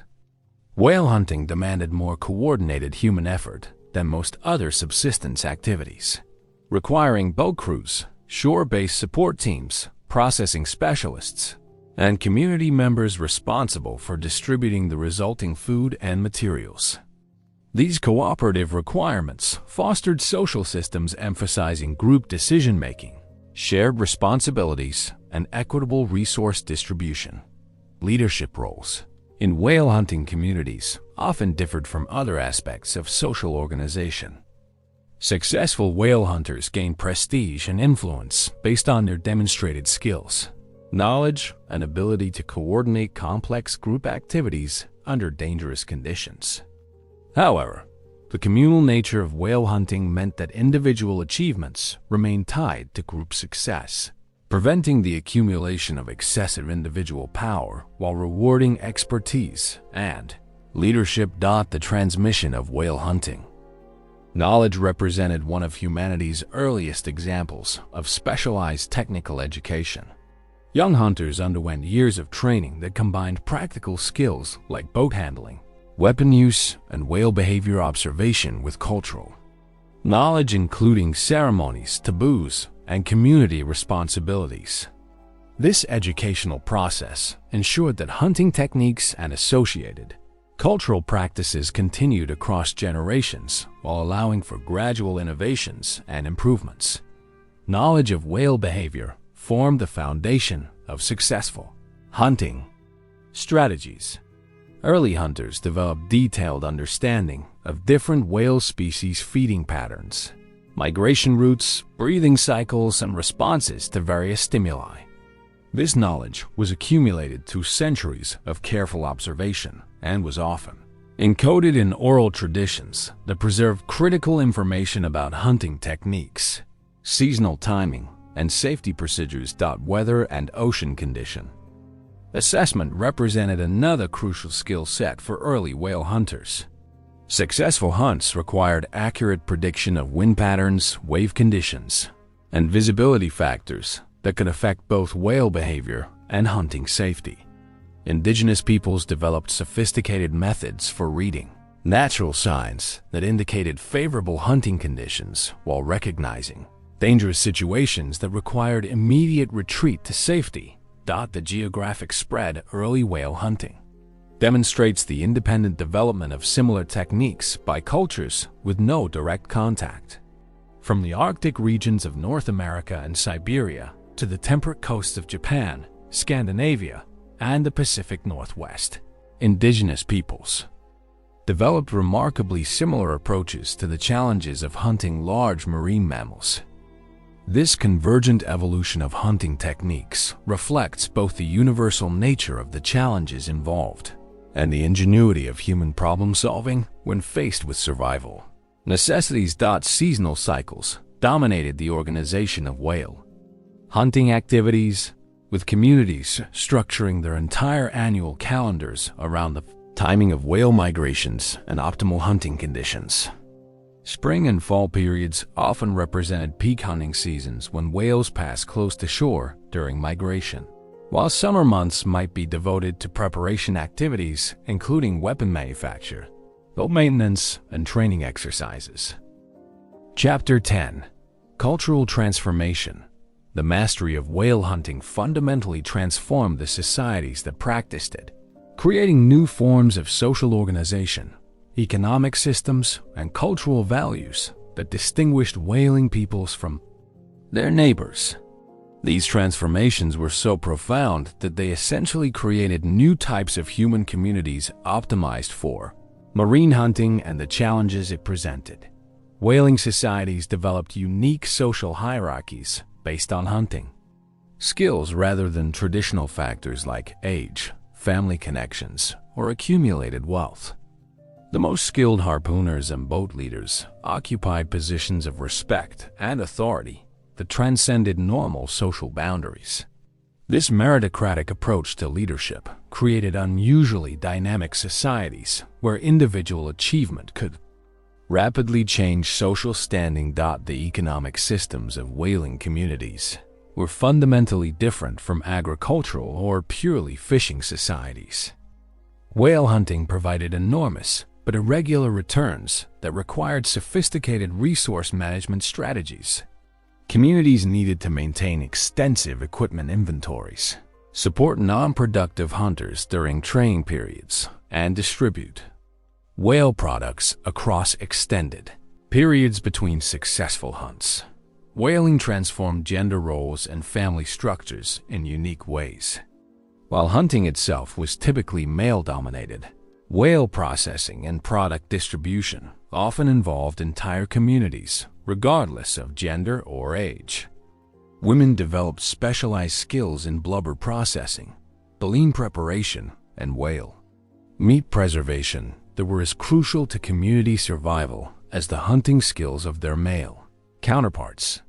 The educational systems of whaling societies were remarkable for their intensity and specialization. Children began learning whale-related skills at very young ages, starting with basic ocean safety and gradually advancing to specialized knowledge of whale behavior, hunting techniques, and equipment maintenance. This educational process continued throughout life, as experienced hunters constantly refined their understanding based on new experiences, religious and spiritual practices. In whaling communities centered around the relationship between humans and whales. These magnificent creatures were often viewed as divine beings or spiritual guardians whose capture required appropriate ceremonies, offerings, and respect. Whaling success was frequently attributed to spiritual factors as much as technical skill, creating elaborate ritual systems surrounding hunting activities. The artistic traditions of whaling peoples reflected their intimate relationship with marine life. Whale bone carving, scrimshaw work, and textile designs featuring whale motifs became distinctive cultural markers that identified whaling communities. These artistic traditions also served practical purposes, preserving important information about whale anatomy, behavior, and hunting techniques in visual formats. Whaling communities developed unique approaches to risk management and insurance that reflected the dangerous nature of their primary economic activity. Extended family networks, community support systems, and resource-sharing arrangements provided safety nets for families whose primary hunters were killed or injured. These social insurance systems were often more sophisticated than those found in agricultural communities. The legal and governance systems of whaling societies addressed unique challenges related to marine resource management, expedition organization, and product distribution. Customary laws governed everything from whale ownership rights to crew compensation systems. Dispute resolution mechanisms needed to handle conflicts that could arise during dangerous hunting expeditions where poor decisions could endanger entire crews. Trade relationships were transformed by whaling communities' access to valuable marine products that were highly sought after by neighboring societies. Whale oil, baleen, and preserved whale meat became important trade goods that gave whaling communities economic leverage far beyond what their population numbers might suggest. This trade advantage often translated into political influence and technological access. The technological innovation rates in whaling communities were exceptionally high due to the constant pressure to improve hunting effectiveness and safety. The life-or-death nature of whale hunting created strong incentives for innovation, while the accumulated wealth from successful hunts provided resources for experimentation and development. Language and communication systems in whaling communities developed specialized vocabularies and concepts that reflected their unique environment and activities. Technical terms for whale behavior, hunting conditions, and equipment became embedded in everyday language. Storytelling traditions preserved crucial hunting knowledge, while also serving entertainment and educational functions. Whaling communities often developed distinctive approaches to conflict resolution that emphasize cooperation and group decision-making. The interdependence required for successful whale hunting made internal conflicts extremely dangerous, creating strong cultural pressures toward consensus building and collaborative problem-solving. The seasonal rhythms of whaling societies were dictated by whale migration patterns and hunting opportunities rather than agricultural cycles. This created unique cultural calendars with festivals, ceremonies, and social activities timed around whaling seasons. The intensity of hunting periods alternated with quieter times dedicated to equipment maintenance, skill development, and community celebration. Population dynamics in whaling communities were influenced by the dangerous nature of their primary occupation and the irregular nature of their food supply. High mortality rates among hunters were offset by the ability to support larger populations when whale hunting was successful. This created boom and bust population cycles that required adaptive social strategies. The psychological characteristics of whaling communities reflected the extreme challenges of their environment. Cultural values emphasize courage, skill, and group cooperation while discouraging individual risk-taking that could endanger hunting crews. Mental preparation techniques and stress management practices helped hunters cope with the constant danger of their profession.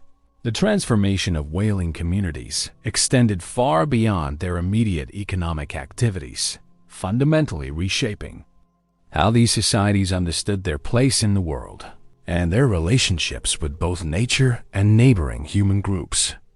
The profound cultural changes that accompanied the mastery of whale hunting created distinctive ways of life that persisted for centuries and continue to influence contemporary indigenous communities. Kinship systems in whaling communities evolved. Complex structures that balanced individual family loyalties with the broader community. Cooperation essential for successful hunts. Extended family networks became the backbone of whaling operations, with related families often forming the core crews of hunting boats and sharing the risks and rewards of hunts across multiple generations. Marriage patterns frequently developed to strengthen these hunting alliances, with unions arranged to combine families with complementary skills or resources. The concept of property and ownership in whaling societies differed markedly from agricultural communities due to the nature of marine hunting. While individual families might own boats, weapons, and processing equipment, the whales themselves and the hunting grounds were typically considered common resources managed through community-wide agreements. This created sophisticated systems for distributing hunting opportunities and whale products that balanced individual initiative with collective welfare. Apprenticeship systems in whaling communities were among the most rigorous educational programs found in pre-industrial societies. Young men destined to become hunters began their training in childhood, progressing through carefully structured stages that combine practical skills, cultural knowledge, and spiritual preparation. The intensity of this education reflected the life-or-death importance of competence in whaling activities, where inadequate preparation could endanger not only the individual but entire hunting crews. The role of elders in whaling societies held particular significance due to their accumulated knowledge of whale behavior, weather patterns, and hunting locations. Elder hunters who could no longer participate actively in hunts became repositories of crucial information that could determine the success or failure of hunting expeditions. This created strong incentives for communities to support and respect their elderly members, leading to social systems that provided security and status for aging hunters. Ceremonial life in whaling communities was extraordinarily rich and complex, reflecting the profound spiritual significance attached to the relationship between humans and whales. Pre-hunt ceremonies often lasted for days or weeks, involving elaborate preparations that included fasting, ritual purification, prayer, and the creation of sacred objects intended to ensure hunting success.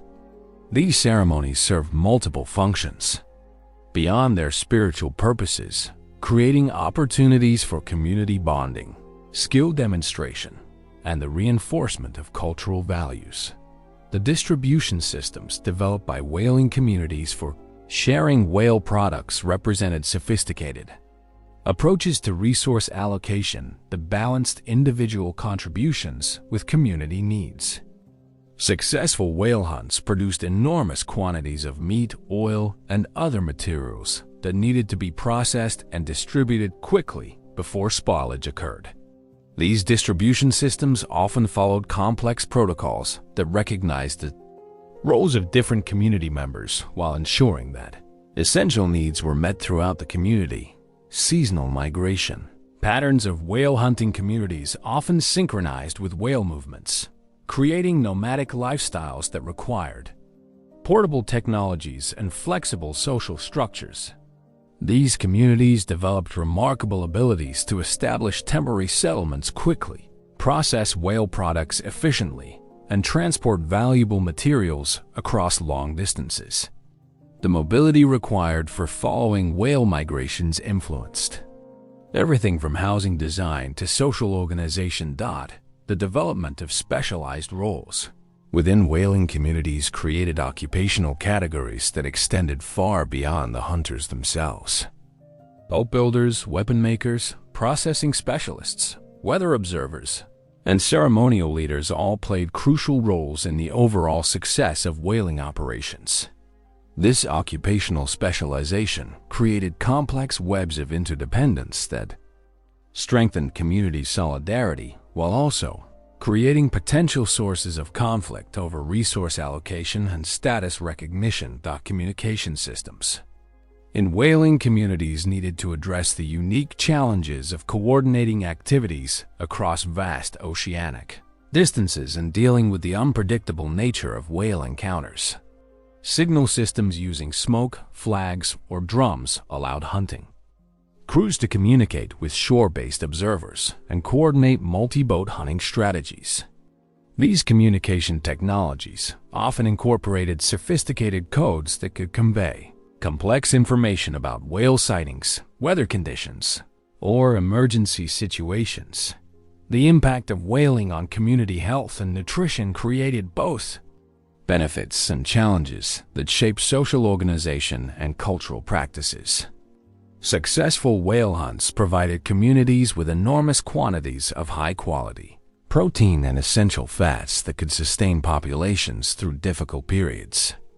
However, the feast or famine nature of whale hunting also created nutritional cycles that required sophisticated preservation techniques and resource management strategies to prevent starvation during unsuccessful periods. Intergenerational knowledge.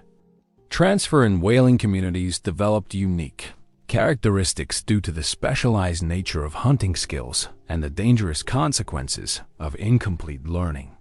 Teaching methods combined practical demonstration, oral instruction, and ceremonial initiation to ensure that crucial knowledge was passed accurately from experienced hunters to their successors.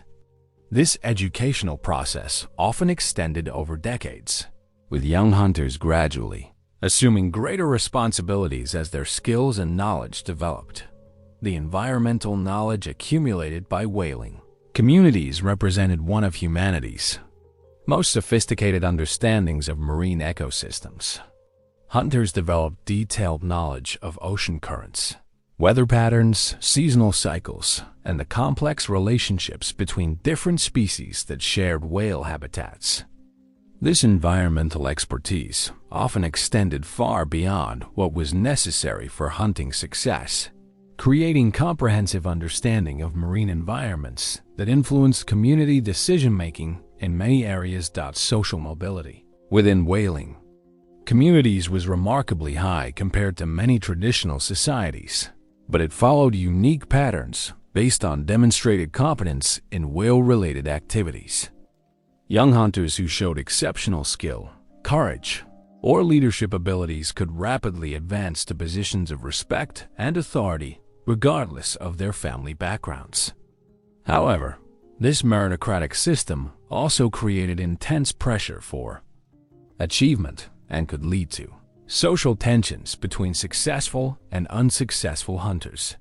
The artistic and craft traditions of whaling communities served multiple functions beyond aesthetic expression, often encoding practical information, historical records, and spiritual beliefs in visual formats. Carved whale bones might include maps of hunting grounds. Textile patterns could preserve information about whale anatomy, and ceremonial objects often incorporated symbols representing important cultural values or historical events. These artistic traditions created lasting records of community knowledge and experience that could survive even when oral traditions were disrupted. Conflict resolution mechanisms in whaling communities needed to address disputes that could arise under extremely dangerous conditions where poor group dynamics could lead to fatal consequences. Traditional approaches to handling disagreements often emphasize rapid consensus building, face-saving solutions, and the restoration of group harmony over individual satisfaction. These conflict resolution systems typically involved community elders, ceremonial leaders, and respected hunters working together to find solutions that maintained the cooperation essential for future hunting success. The integration of whaling communities with broader regional networks created complex relationships that balanced the benefits of trade and cultural exchange with the need to maintain distinctive cultural identities.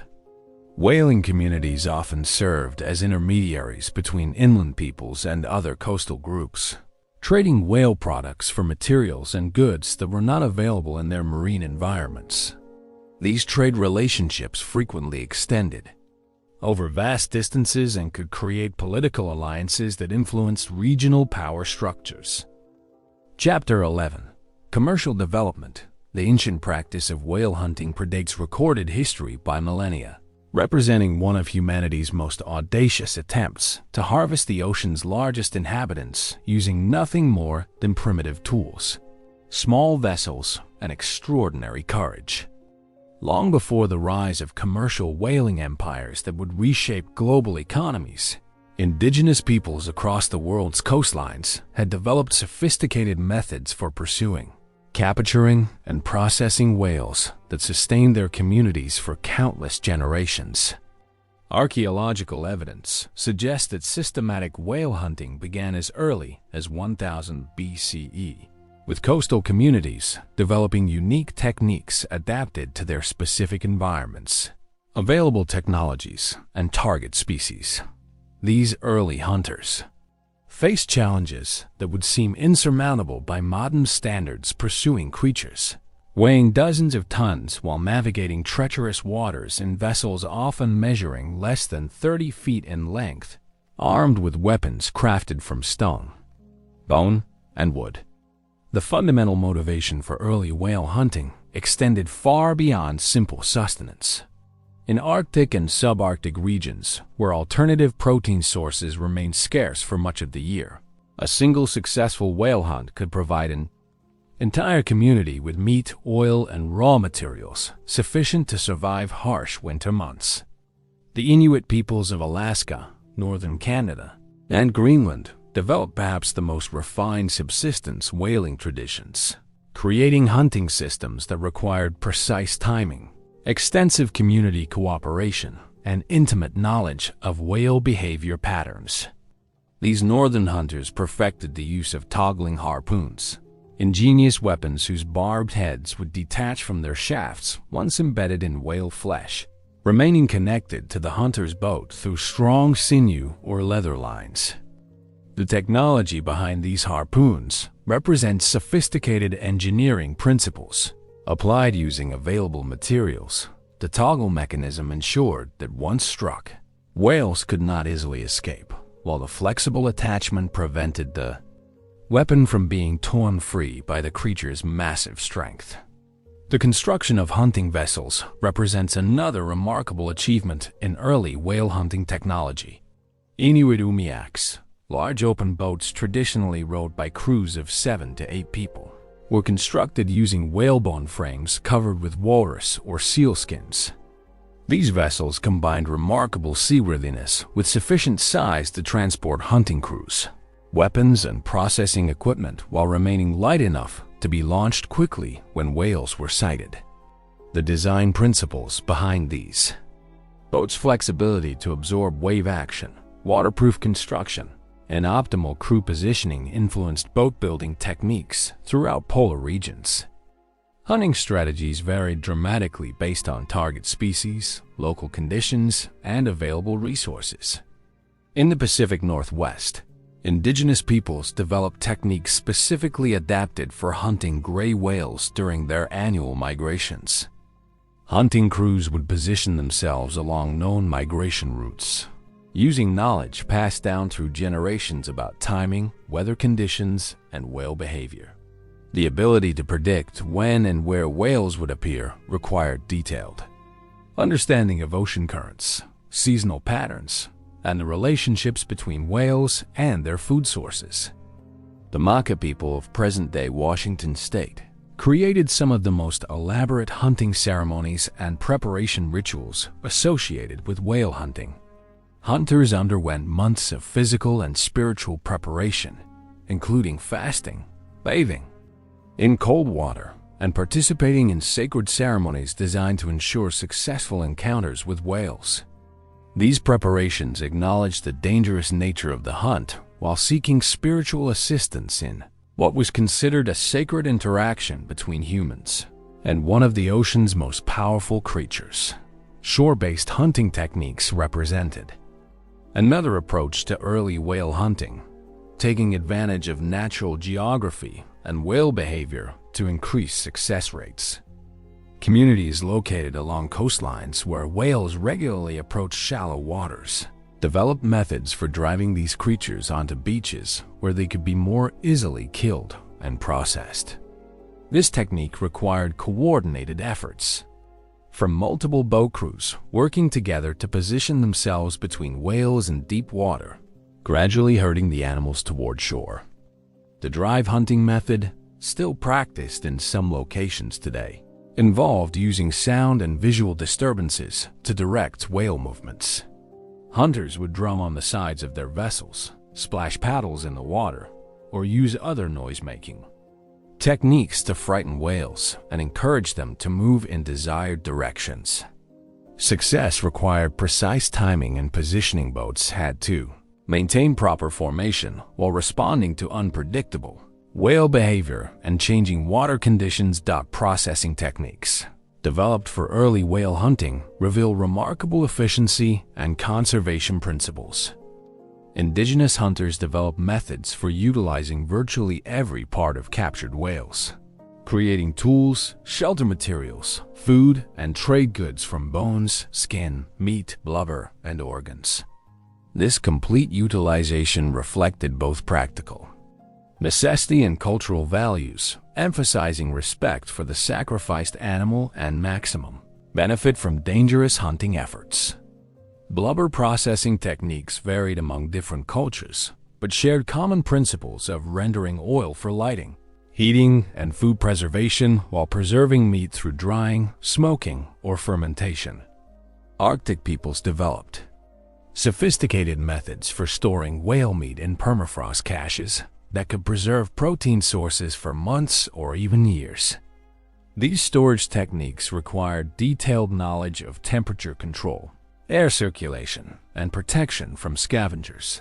The social organization required for successful whale hunting created unique community structures and cooperative relationships. Whale hunting demanded more coordinated human effort than most other subsistence activities, requiring boat crews, shore-based support teams, processing specialists, and community members responsible for distributing the resulting food and materials. These cooperative requirements fostered social systems emphasizing group decision-making, shared responsibilities, and equitable resource distribution. Leadership roles in whale hunting communities often differed from other aspects of social organization. Successful whale hunters gained prestige and influence based on their demonstrated skills, knowledge, and ability to coordinate complex group activities under dangerous conditions. However, the communal nature of whale hunting meant that individual achievements remained tied to group success, preventing the accumulation of excessive individual power while rewarding expertise and leadership. The transmission of whale hunting knowledge represented one of humanity's earliest examples of specialized technical education. Young hunters underwent years of training that combined practical skills like boat handling, weapon use, and whale behavior observation with cultural knowledge, including ceremonies, taboos, and community responsibilities. This educational process ensured that hunting techniques and associated cultural practices continued across generations while allowing for gradual innovations and improvements. Knowledge of whale behavior formed the foundation of successful hunting strategies. Early hunters developed detailed understanding of different whale species' feeding patterns, migration routes, breathing cycles, and responses to various stimuli. This knowledge was accumulated through centuries of careful observation and was often encoded in oral traditions that preserved critical information about hunting techniques, seasonal timing, and safety procedures. Weather and ocean condition assessment represented another crucial skill set for early whale hunters. Successful hunts required accurate prediction of wind patterns, wave conditions, and visibility factors that could affect both whale behavior and hunting safety. Indigenous peoples developed sophisticated methods for reading natural signs that indicated favorable hunting conditions while recognizing dangerous situations that required immediate retreat to safety. The geographic spread of early whale hunting demonstrates the independent development of similar techniques by cultures with no direct contact. From the Arctic regions of North America and Siberia to the temperate coasts of Japan, Scandinavia, and the Pacific Northwest, indigenous peoples developed remarkably similar approaches to the challenges of hunting large marine mammals. This convergent evolution of hunting techniques reflects both the universal nature of the challenges involved and the ingenuity of human problem-solving when faced with survival necessities. Seasonal cycles dominated the organization of whale hunting activities, with communities structuring their entire annual calendars around the timing of whale migrations and optimal hunting conditions. Spring and fall periods often represented peak hunting seasons when whales pass close to shore during migration, while summer months might be devoted to preparation activities, including weapon manufacture, boat maintenance, and training exercises. The integration of whale hunting with other subsistence activities required careful resource management and community coordination. Successful whale hunts produced massive quantities of food and materials that needed to be processed quickly before spoilage occurred, often requiring temporary suspension of other economic activities while entire communities focused on processing tasks. This coordination required sophisticated planning and social organization that extended far beyond the actual hunting activities. Technological innovations in early whale hunting often resulted from the need to address specific challenges encountered during hunts.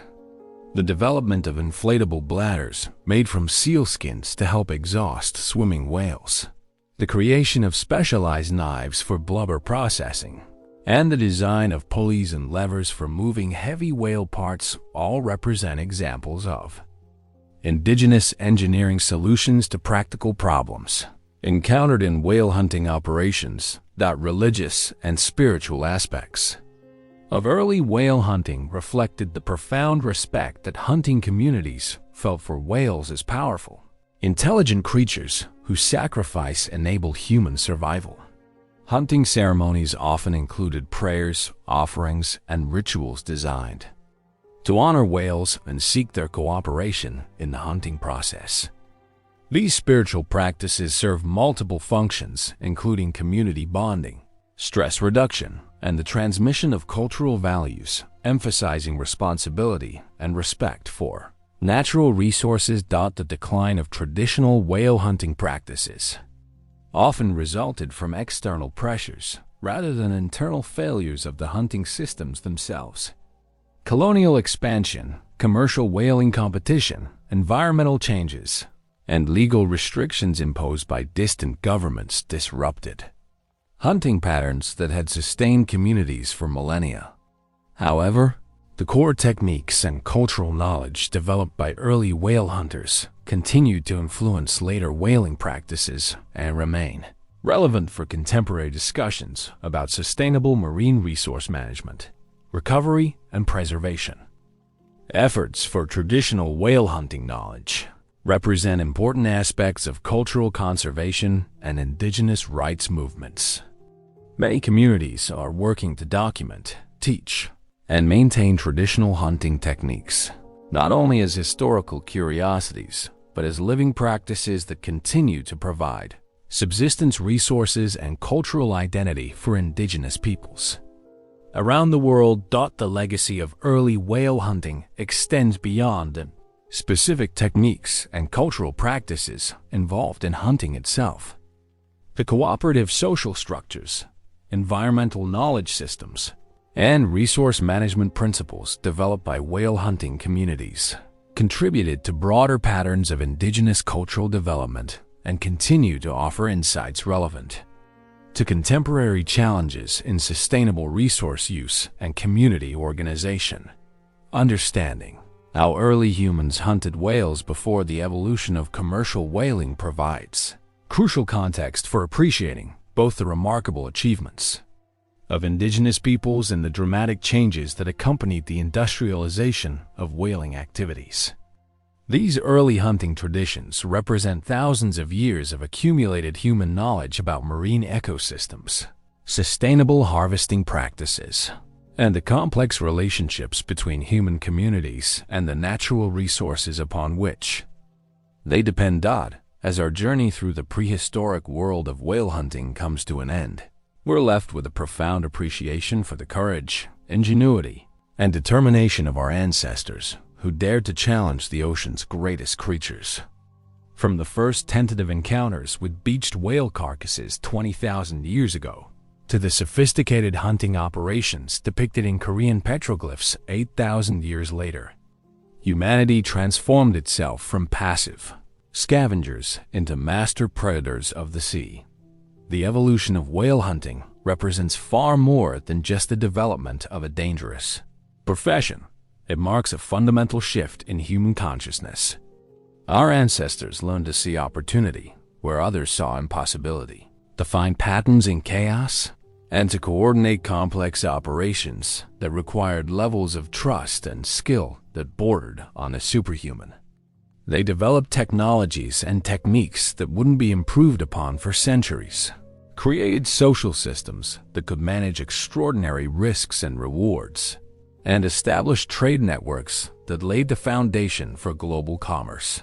The techniques pioneered by these early hunters, the drogue systems of the Inuit, the drive hunting methods of the Mediterranean, the systematic observation networks of the Basques, represent some of humanity's earliest examples of industrial scale thinking. These weren't desperate survival strategies, but calculated business operations that required investment, planning, and execution at levels that rival modern enterprises. Perhaps most remarkably, these achievements occurred during humanity's intellectual infancy, when our species was still learning to navigate the complexities of agriculture, metallurgy, and permanent settlement. Yet somehow, scattered communities around the world independently developed the knowledge and courage needed to hunt creatures that outweighed them by tons, in environments that could kill them in minutes, using tools they could barely lift. Legacy of early whale hunting extends far beyond the whaling industry itself. The organizational structures, risk management systems, and technological innovations developed by ancient whale hunters influenced everything from maritime exploration and international trade to military tactics and scientific research. The global supply chains that connected Arctic hunting grounds to European markets established patterns of international commerce that continue to shape economic relationships today. But there's a darker lesson in this story as well. The same ingenuity and determination that enabled humans to hunt whales successfully also led to the near extinction of many whale species. The transition from sustainable subsistence hunting to industrial-scale exploitation demonstrates how quickly human capabilities can outstrip natural systems' ability to recover. The whales that once seemed as limitless as the oceans themselves proved vulnerable to human ambition backed by technological capability. Today, as we face similar challenges with other natural resources, the story of early whale hunting offers both inspiration and warning. It shows us the incredible potential of human innovation and cooperation when faced with seemingly impossible challenges. It also demonstrates the responsibility that comes with such power, the need to balance human ambition with environmental stewardship. The men and women who first dared to hunt whales weren't superhuman. They were ordinary people who found extraordinary courage when necessity demanded it. They developed skills through patient observation, refined techniques through dangerous experimentation, and created cultures that could sustain such challenging lifestyles across generations. Their legacy reminds us that human potential, when properly directed and organized, can accomplish feats that seem impossible from our current perspective. In our modern world of satellite navigation, steel ships, and explosive harpoons, it's easy to forget the remarkable achievements of hunters who faced down whales with nothing but courage, skill, and an inflated seal bladder. Their story deserves to be remembered not just as historical curiosity, but as testament to human adaptability, ingenuity, and the power of communities working together toward common goals.